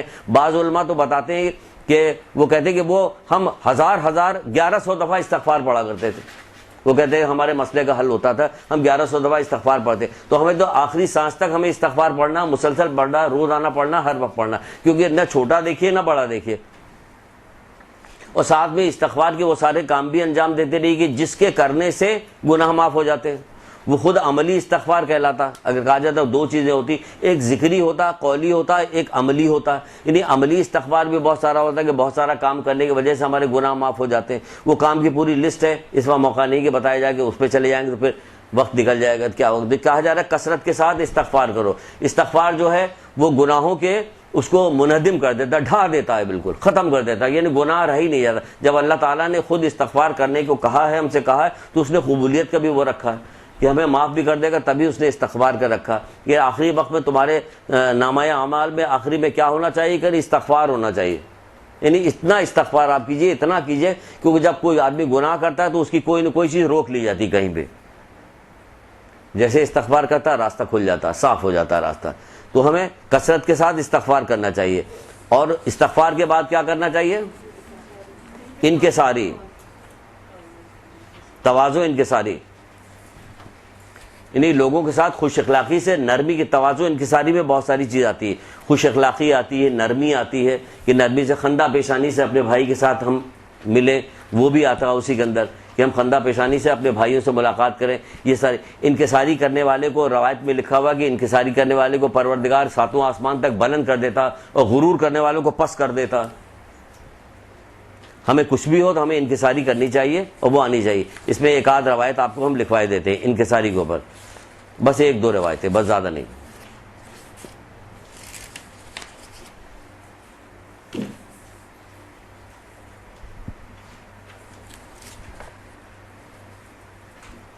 جب بندہ انکساری کرتا ہے تو خداوند عالم اسے ساتواں آسمان تک بلند کر دیتا ہے. رسول اللہ فرما رہے ہیں جب بندہ انکساری کرتا ہے تو پروردگار اسے ساتواں آسمان تک بلند کر دیتا ہے.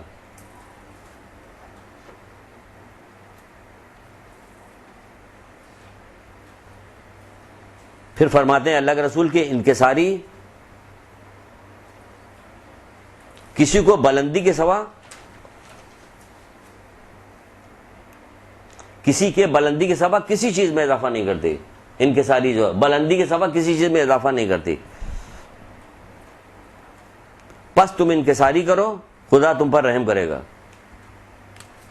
پس تم انکساری کرو, خدا تم پہ رحم کرے گا.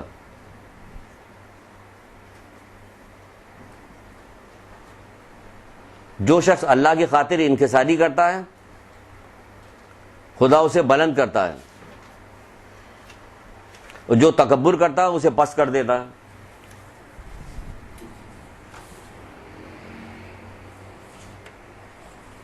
جو تکبر کرتا ہے اسے پس کر دیتا ہے.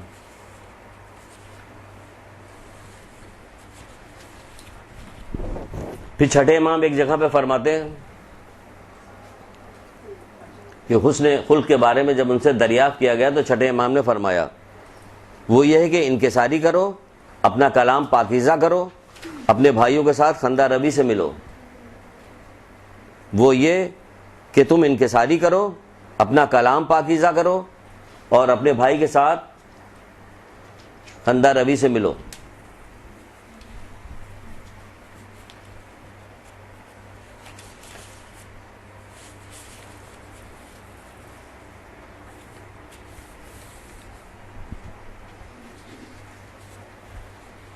صدقے کی عادت ڈالیے, صبح شام. صبح کا صدقہ ہوگا دن بھر کی نحوست کو ختم کرے گا, دن کا صدقہ ہو رات کا صدقہ رات کی نحوست کو ختم کرے گا, بلکہ نحوست ایام کو بھی ختم کر دیتا ہے. یعنی دنوں کی جو نحوست کہی جاتی, قرار دی جاتی.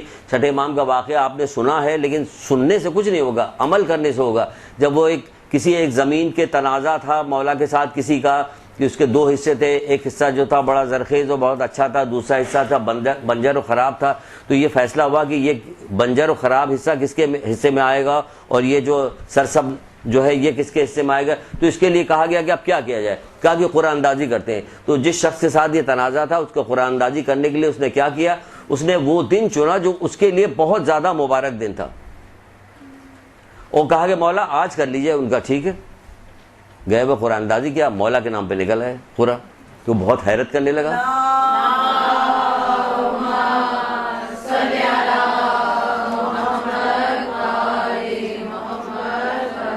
کہ تو اس میں حیرت کی کیا بات ہے؟ یعنی کہ حیرت کی کیا بات ہے؟ یہ تیرے نام نکلتا ہے یا میرے نام نکلتا ہے، کسی ایک طرف تو جاتا ہے یا سرسبز علاقہ؟ کہ نہیں مولا آج تو ہم جو تھے وہ یہ دن ہمارے لیے بہت مبارک تھا، ہم تو حساب کتاب لگا کے آئے تو اس سے ہوتا. کہ نا اور میں صدقہ دے کے نکلا، میں صدقہ دے کے نکلا. ہر کام کے لیے صدقہ دے کے نکلتی نہیں نکلتی. عادت ڈالیں، بچوں کی عادت ڈالیں، اپنی عادت ڈالیں، بار بار ڈالیں. زمانے کے گردش ایام سے خوف زدہ ہوں، زمانے کی گردش سے ڈریں. خوف اچھی چیز ہے کہ ہر وقت آپ کو بچاتی رہتی ہے، احتیاط کرنے کو کہتی ہے. تو گناہ سے بھی خوف کیجئے کہ ہم نے یہ گناہ کر دیا، خدا نہ خواستہ کوئی نقصان نہ ہو جائے ہمارا. اللہ تعالیٰ جب کسی بندے کو پسند کرتا تو فوراً ہی اس کا اگر اس میں دو چیزیں ہیں، یہ پسند کرتا تو فوراً ہمارے گناہ کا بدلہ ہمیں مل جائے گا، اگر ناپسند کرتا تو ہمیں ڈھیل چھوڑ دے گا، کل یہ اس سے بھی زیادہ برا. یہ ڈھیل چھوڑ دے گا پھر تم گناہ کرتے چلے جائیں گے، یہاں کے ڈوب جائیں گے گناہ میں، تو یہ تو زیادہ برا ہو گیا. لیکن مصیبت کو راحت جانو اور راحت کو مصیبت. یہ ایسا کہاں ہو جاتا ہے کہ ہم راحت کو مصیبت جانیں، رات کو مصیبت نہیں جانتے. تو بہرحال پہلے یہ سن لیجئے پھر آگے چلتے ہیں. پھر کیا ہوا کہ صدقہ دن رات دیجئے، عادت ڈالیے. صاحب ابن عباد کو نام سنا ہوا ہے نا، جو ہمارے عالم تھے، ان کی ماں نے انہیں کتنی عادت ڈالی تھی صدقے کے. جب وہ مدرسے کتاب میں لکھا ہوا جب وہ قرآن پڑھنے مدرسے جایا کرتے تھے. ہمارے یہاں مدرسے کو کہاں رواج ہے؟ کتنا رواج ہے آپ کے معاشرے میں؟ ہمارے یہاں مدرسوں کا رواج. آپ اپنے مدرسے کی بات نہ کریں، یہ ایک مدرسہ ہے تو بس یہ کافی ہے. یہ کس زمانے میں صاحب ابن عباد کس سن کی بات کر رہے ہیں؟ تو کہہ رہے ہیں جب 1000 سال پہلے کی بات ہو رہی کہ جب وہ مدرسے جاتے تو ماں ان کو 2 دینار دیتی کہ بیٹا راستے میں جو بھی ملے اسے صدقہ کر دینا. اتنی عادت پڑی کہ وہ بڑے ہوئے اور بڑے اچھے وہ عالم بھی تھے، فلسفی بھی تھے، ہر ہنر ان کے اندر تھا. تو وہ بڑی اچھی ان کے پاس مال و دولت تھا بہت زیادہ. تو انہوں نے ایک باقاعدہ نوکر رکھا ہوا تھا کہ روزانہ صدقے کے لیے میرے سرانے پیسے رکھ دیا کرو، اور صبح کے وقت پہلا فقیر جو ملے اس کو دے دیا کرو. ایک دفعہ وہ بھول گیا، صبح اٹھے گھبرا گئے کہ غالباً شاید میری آج موت کا دن آ گیا. یہ کیا ہوا؟ نوکر کو بولا کیا کہ جی سارا جو میرے سامان اس کمرے کا ہے، سارا یہ جو ریشمی لحاف ہے اور ریشمی کپڑے ہیں سارے نکالو، نکالنے کے بعد جو بھی پہلا شخص ملو اسے لے جا کے دے دو. وہ نوکر باہر گیا تو دیکھا ایک نابینا آدمی اپنی بیوی کا یا کسی عورت کا ہاتھ پکڑ کے جا رہا. اس کو کہا کہ ہم تمہیں یہ چیز دینا چاہتے ہیں، کیا تم اسے قبول کرو گے؟ اس شخص نے کہا ہاں، اور بے ہوش ہو گیا. یہ بہت پریشان ہوئے. وہ فوراً گھر آیا، آ کے بتایا کہ کیا سلسلہ ہے. یہ بھی گئے صاحب ابن عباد گئے، اس کو دیکھنے لگے، دیکھیں پانی کا چھیٹا اٹھا دیا، ہوش میں آئے کہ اے شخص یہ ساری چیزیں سن کے تو بے ہوش کیوں ہو گیا تھا؟ کہ میں سادات ہوں، سید ہوں، اور زمانے کی گردش کی وجہ سے بہت غربت کا شکار ہو گیا ہوں، میں بڑا غریب ہو گیا. میری ایک جوان بیٹی تھی جس کا رشتہ طے ہو گیا تھا، اب اس کی رخصتی کرنے والے تھے، اور بیوی بار بار تقاضا کرتی تھی کہ اس کے لیے کچھ ریشمی کپڑا یا کوئی ریشمی سامان یا کوئی چیز لا کے دو. میں نابینا تھا، میں بیوی سے کہتا تھا کہ نیک بخت. اس زمانے کے لوگ کتنے اچھے تھے، اس کو کہ نیک بخت. ہماری بیوی ہم سے تقاضا ایسا کرتی تو ہم کیا کہتے ہیں اس کو؟ کیسا معاشرہ بنا دیا گیا ہے کہ اپنے اولادوں تک کو، عام زندگی میں اولادوں تک کو ایسے جملے کہہ رہے ہوتے ہیں کہ جو نحوست کے جملے ہوتے ہیں، خراب جملے ہوتے ہیں، جس سے پریشانیاں آتی ہیں. اس کے بعد کہا جاتا ہے کہ ہم آپ پر پریشانی ہے. بھائی تمہاری اپنے کیے کرائے کا نتیجہ ہے، ہماری تربیت نہیں. ہم تو اتنا زیادہ دور چلے گئے ہیں نیکی سے، دین سے اتنے دور ہو گئے کہ ہم بات پہ قدم پہ ہم سے برائی سرزد ہو جاتی، اور پھر الزام اللہ تعالیٰ کے اوپر ہوتا کہ ہم اس کے فیصلے پر راضی نہیں رہتے. بھئی تم فیصلے پہ کیسے تم نے جو کچھ کیا گڈھا تو تم نے خود ہی اپنے لیے کھودا ہے، اس میں اللہ تعالیٰ کے اوپر کیا دوش دیا جا رہا ہے؟ تو بہرحال اس کو کیا ایسا سلسلہ تھا. ہم نے کہا اے نیک بخت تجھے میرے حالات پتہ ہیں، پھر بھی تم مجھ سے تقاضا کر رہی. لیکن بار بار تقاضا کرتی تھی، یہاں تک کہ آج میں نے کہا کہ ٹھیک ہے میرا ہاتھ پکڑ مجھے مسجد کی طرف لے چل، شاید اللہ تعالیٰ کوئی سبیل پیدا کر دے. تو اس لیے یہ سننے کے بعد میں تم نے کہا کہ تمہاری بیٹی کا سارا خرچہ میرے ذمہ ہے، تم اپنے داماد کو بھی میرے یہاں بھیجنا. وہ داماد آیا، اس کو پیسہ دیا کہ لو اس سے کاروبار کرو. یہ کس وجہ سے؟ ماں نے ایک جو 2 درہم کی بچپن سے انہیں عادت ڈالی تھی، اس کے اتنے عادی ہو گئے تھے کہ دیکھیے آخر میں جاتے جاتے کتنا بڑا کام ان سے سرزد ہو گیا. یہ ہے کہ ہمیں بھی عادت ڈالنی چاہیے صدقے کی. تو پورا باب ہی صدقے کا، آپ کو تو پتا ہے کہ پورا باب ہے افضل صدقہ کیا ہے، سب سے بڑا صدقہ کیا ہے، اور دین کی نشر و اشاعت سے افضل، علم کی نشر و اشاعت سے افضل تو کوئی صدقہ ہی نہیں ہے. اللہ کے رسول کہتے ہیں یہ سب علم ہی کی بدولت ہے. اگر یہ کتاب نہ پڑھی جاتی، نہ جانا جاتا، تو ہم کو کہاں سے کون آگے ہمیں یہ واقعہ سناتا. سینہ پہ سینہ چلنے کی عادت ختم ہو گئی کیونکہ لوگوں نے پڑھنا چھوڑ دیا، اس لیے کون سینہ پہ سینہ چلے گئے یہ والی بات کہنے کے لیے. پہلے عادت تھی تو لوگ چلتے پھرتے کہتے رہتے تھے. پرانے زمانے کے محلے کے ٹولے کے لوگ بھی بچوں کو نصیحت کرتے تھے، وہ سن لیتے تھے. آج ہم اپنے عزیز رشتہ داروں کے بچوں کی نصیحت نہیں کر سکتے. تو آپ زمانہ دیکھیے کہاں، تو ہمیں خوف زدہ رہنا چاہیے، خوف میں مبتلا رہنا چاہیے کہ زمانہ کہاں بھاگتا ہوا چلا جا رہا. لیکن جب نہیں کریں گے تو پھر ہم سے فضولیات سرزد ہوتی چلی جائے گی. ایک وہ عورت تھی کہ جو یہ آ کے کہہ رہی کہ ان سے انبیاء خود دروازے پہ آ کے دستک دے کے دروازہ کھٹکھٹا کے پوچھ رہے کہ تم نے بتاؤ کام کیا کیا ہے ایسا کہ تم جنت میں ہماری پڑوس میں رہو گی، تم کو یہ رتبہ دیا گیا. وہ عورت تھی جو خود ہی حضرت داؤد کے پاس آ رہی، شکایت لے کے آ رہی، گفتار انبیاء کی روایت ہے کہ شکایت لے کے آ رہی ہے. وہ کہہ رہی ہے کہ تمہارا پروردگار عادل ہے یا ظالم ہے، نعوذ باللہ. کہا ماجرا بیان کر، یہ کیا باتیں تو کر رہی ہے، کس طرح کی باتیں کر رہی ہے، ماجرا بیان کرو. کیا ماجرا؟ کہ میں ایک بیوہ عورت ہوں، میری 3 بیٹیاں ہیں، اور میں اون دھاگا بنتی ہوں، کپڑا بنتی ہوں. اس سے بننے کے بعد جب اس کو جمع ہو جاتا تو لے جا کے بازار میں بیچتی ہوں، اس سے جو رقم ملتی ہے میں اپنے بچوں کا خرچہ چلاتی ہوں. آج میں نے جب وہ سبزی ایک جگہ جمع کیا، اس کو ایک سرخ رومال میں باندھا کہ اتنے میں ایک پرندہ آیا، وہ جھپٹ کے وہ لے کے چلا گیا. اب میں اپنے بچوں کو کیسے کھانا پلاؤں، کیا کروں گی؟ کہ کل کا واقعہ ہے، کل میرے ساتھ یہ ہوا. ابھی وہ گفتگو حضرت داؤد سے کر ہی رہی تھی، دق الباب ہوئی، کسی نے دروازہ کھٹکھٹایا، حضرت داؤد نے اندر آنے کی اجازت دے دی. آج دیکھیے گا عجیب اتفاق ہے، سارے واقعات حضرت داؤد ہی کے ساتھ پیش آ رہے ہیں، وہی یہاں پہ بیان کیے جا رہے ہیں. ایک درود پڑھیے محمد آل محمد.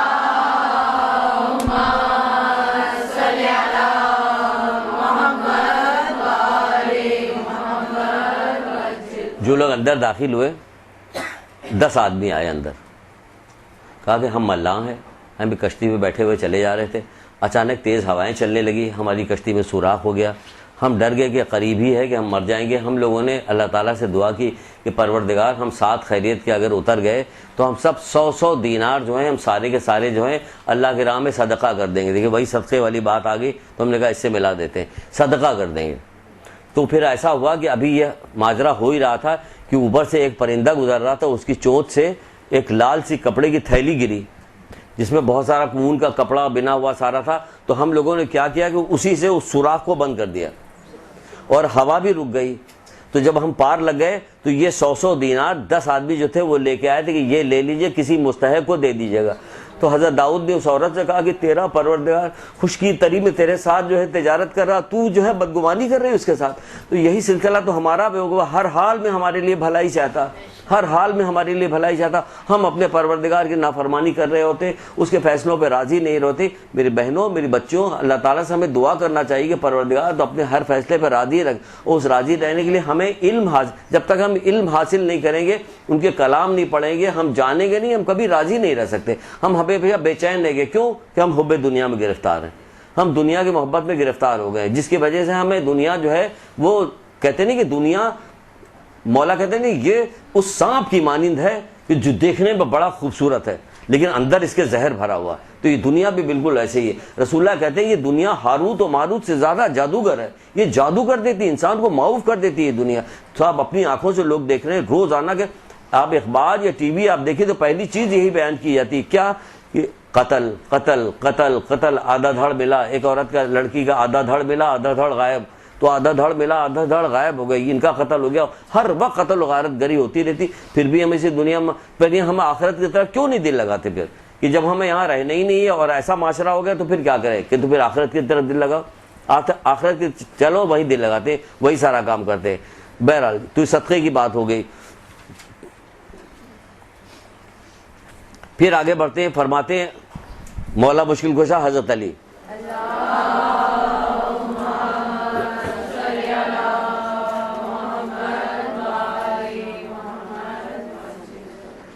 اور صحیح بات کہتے ہیں مولا، کہتے ہیں افسوس ہے اللہ کو دھوکہ دے کر اس کی جنت نہیں لی جا سکتی، اللہ کو دھوکہ دے کر اس کی جنت نہیں لی جا سکتی، اور بغیر اس کی اطاعت کے اس کی رضامندی حاصل نہیں کی جا سکتی، بغیر اس کی اطاعت کے اس کی رضامندی حاصل نہیں کی جا سکتی.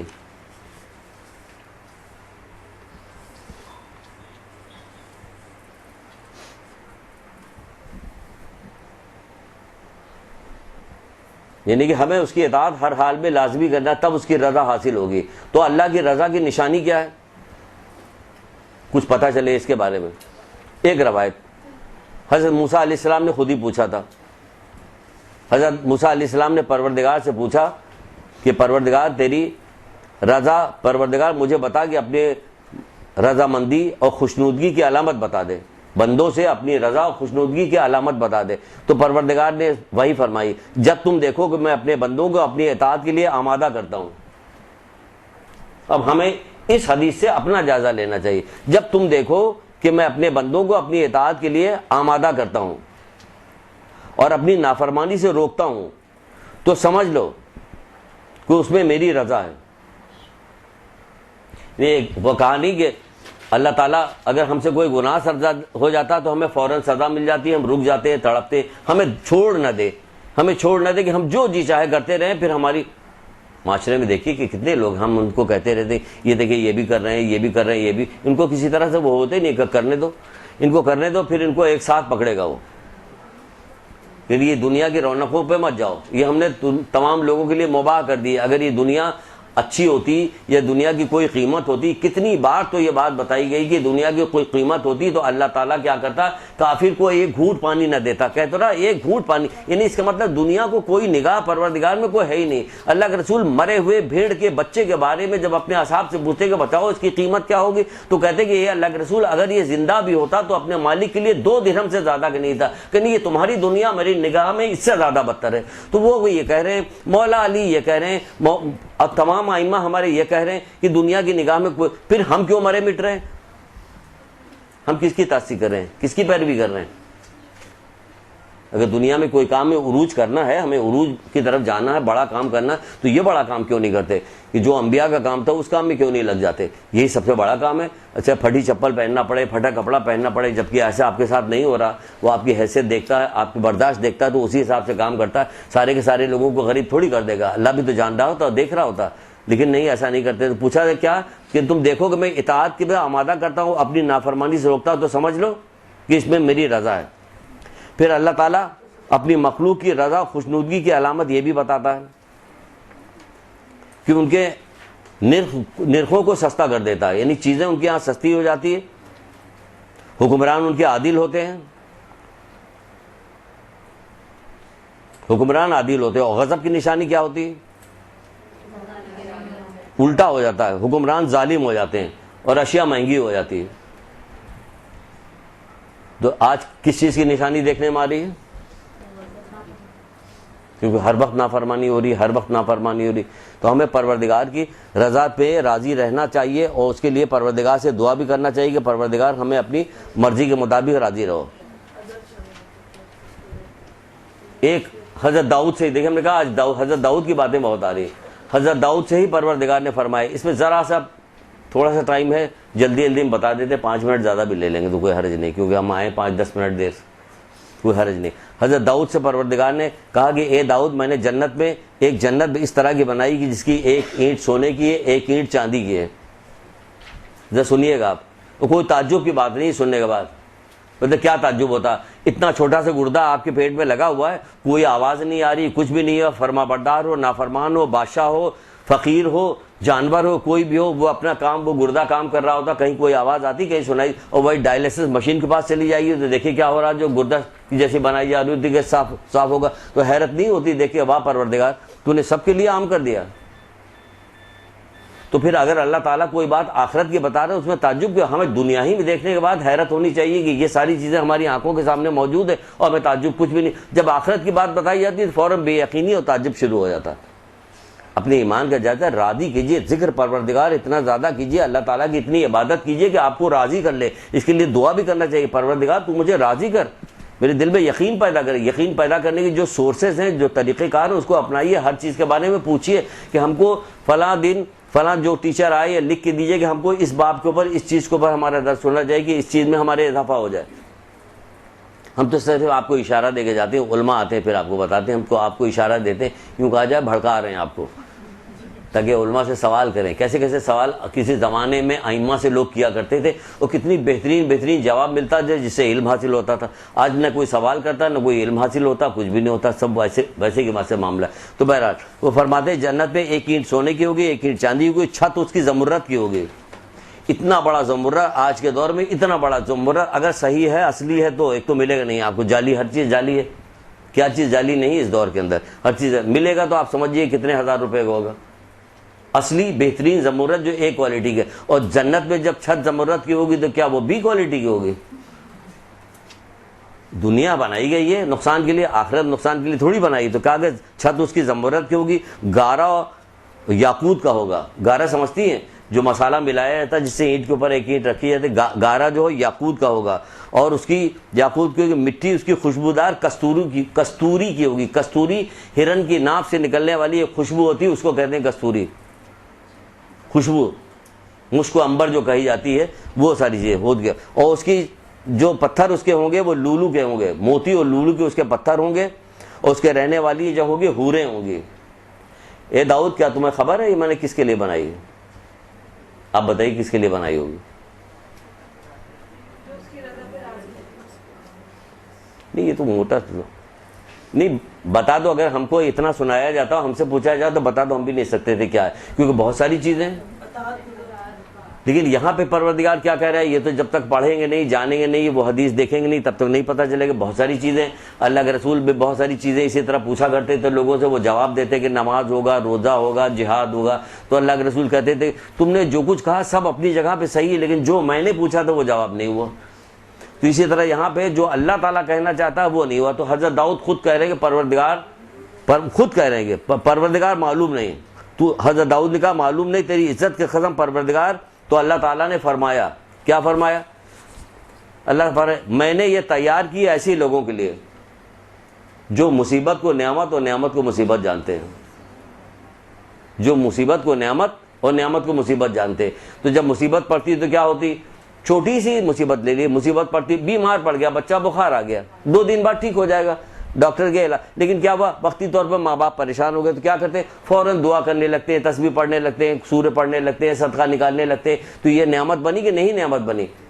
کہ ہم نے اس کے تھرو کیا کام کروایا, پروردگار نے کیا کام ہم سے لے رہا. ہم دیکھیں صدقہ کر رہے ہیں, دعا کر رہے ہیں, اللہ سے مناجات کر رہے ہیں. اور اس وقت اگر کوئی کھیل تماشے کے لیے بھی کہا جائے تو ہم اس پر رکے ہوئے ہیں. یعنی کسی نافرمانی, وہ عادی نافرمان کہتے ہیں برتھ ڈے پارٹی وہاں چلا کہ نہیں ہم نہیں جائیں گے, بچے کی طبیعت نہیں ٹھیک ہے, ہم نے تو اس گناہ سے بھی آپ بچ گئی جہاں جا کے بے پردگی ہونے والی تھی, گانا بجانے والے. تو کتنی چیزوں سے روک لیا پروردگار نے آپ کو. اسی چیز کو بڑا کر لیجئے یا اسی چیز کو چھوٹا کر لیے. تو جب تک تم, جو شخص مصیبت کو راحت اور راحت کو مصیبت جانتا ہوں اس کے لیے ہم کریں گے, راحت کو مصیبت اور مصیبت کو راحت. تو ہمیں ہر چیز پہ صبر کر کے غور کرنا چاہیے کہ پروردگار کیا چاہتا ہے. موسیٰ جانے لگے, حضرت موسیٰ مناجات کے لیے, تو اپنے نیچے ساتھی کو چھوڑ کے چلے گئے کہ پروردگار اس کی حفاظت کرنا چاہیے. وہاں سے پلٹ گیا, دیکھا ایک شیر چیڑ پھاڑ کے کھا گیا تھا ان کو. کہا پروردگار تجھ سے زیادہ حفاظت کرنے والا کون ہو سکتا ہے؟ تو یہ حضرت موسیٰ پہ مصیبت نازل ہو, کہنے اے موسیٰ ذرا آسمانوں کی طرف تو دیکھو. جب آسمان کی طرف دیکھا, اس بندے کا بلند مقام, اس کی نعمتیں دیکھی, کہا پروردگار میں راضی ہوں, اے پروردگار میں راضی ہوں. تو یہاں تو کھول کے ایک ہی چیز بتائی جا رہی ہے کہ تم وہاں کیا دیکھو گے, تم مشاہدہ کیا کرو گے.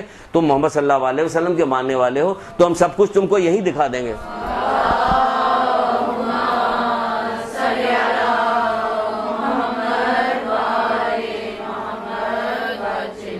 اور جو نعمتیں دی جاتی ہیں, نعمت کو مصیبت کیوں ہو جا رہی ہے. نعمت ہوتی تو کیا ہوتی ہے, آخری فقرہ, نعمت مصیبت کیسے بنتی؟ نعمت کے ذریعے سے اللہ تعالیٰ کی جو نعمت اللہ تعالیٰ زیادہ دیتا تو پھر لوگ نافرمانی کرنا شروع کر دیتے ہیں, مست ہو جاتے ہیں, کھو جاتے ہیں اسی میں, پھر ہر چیز بھول جاتے ہیں. بہت زیادہ نعمتیں جن کے پاس فراوانی ہوتی ان کو کہاں کوئی چیز یاد رہتی. اس طرح سے پابند تھوڑی ہوتی جس طرح. تبھی تو اللہ کے رسول نے کہا تھا میری امت کے عظیم لوگ وہ ہیں جو,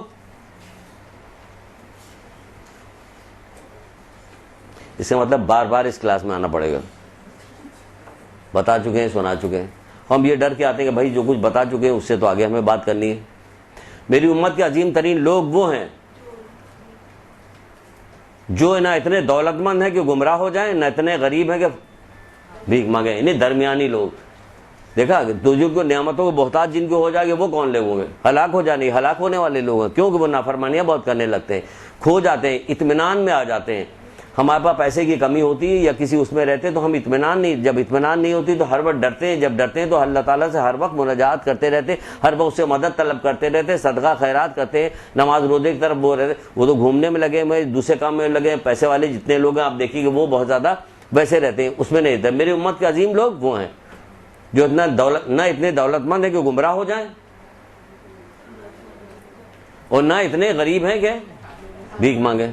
تو یہ عظیم لوگ کہا گیا، تو یہ عظیم لوگ ہیں، اس تبھی تو کیوں ہم مصیبت کو مصیبت راحت ہے کہ ہم نیکی کی طرف جا رہے ہیں، اچھے کام کر رہے ہیں، دعا کر رہے ہیں، مناجات کر رہے ہیں، اللہ تعالیٰ سے لگے ہوئے ہیں، بہت بری اور فضولیات سے ہم بچے ہوئے ہیں، تو یہ راحت ہے۔ ان کے لیے یہ جنت تیار کی گئی، آپ کے لیے یہ جنت تیار کی گئی۔ آپ کو تو ایسے بھی بہت ساری مصیبتوں میں اللہ تعالیٰ نے ویسے بھی گھیرا ہوا، چاہے وہ نیکوکار ہو، چاہے بدکار ہو، چاہے امیر ہو، چاہے غریب ہو، آپ کو ایک مصیبت میں ڈالا ہوا ہے کہ تم محمد آل محمد سے محبت کرتے ہو تو تمہارے پاس مصیبت تو آئے گی، تم ہر طرح سے تم کو الزام لگایا جاتا ہے، ہر طرح سے تم کو برا بھلا کہا جاتا ہے، سب کچھ ہوتا ہے، ہر وقت آپ کے اوپر خوف کی ایک تلوار لٹکی رہتی ہے، سب کچھ ہو رہا ہوتا ہے نا۔ اس کے باوجود بھی اگر ہم غفلت کریں تو بھائی اللہ تعالیٰ تو کہے گا نہیں کہ ہم نے تو تمہیں ہر طرح سے یہ چاہا تھا کہ تمہارا رخ جو ہے آخرت کی طرف رہے، لیکن اس کے باوجود تم غافل رہے، تو اب تم کیے کرائے کا نتیجہ بھگتو، جبکہ تمہاری بہت سارے لوگ شفاعت کرنے والے بھی ہوں گے، لیکن کتنے دن بعد شفاعت ہوگی یہ خبر نہیں، کیونکہ ہر آدمی کی شفاعت الگ الگ طریقے سے الگ الگ دنوں میں ہوگی۔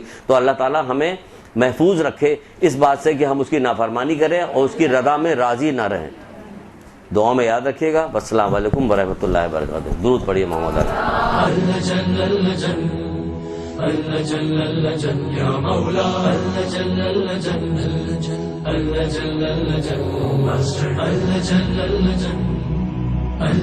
يا صاحب السماء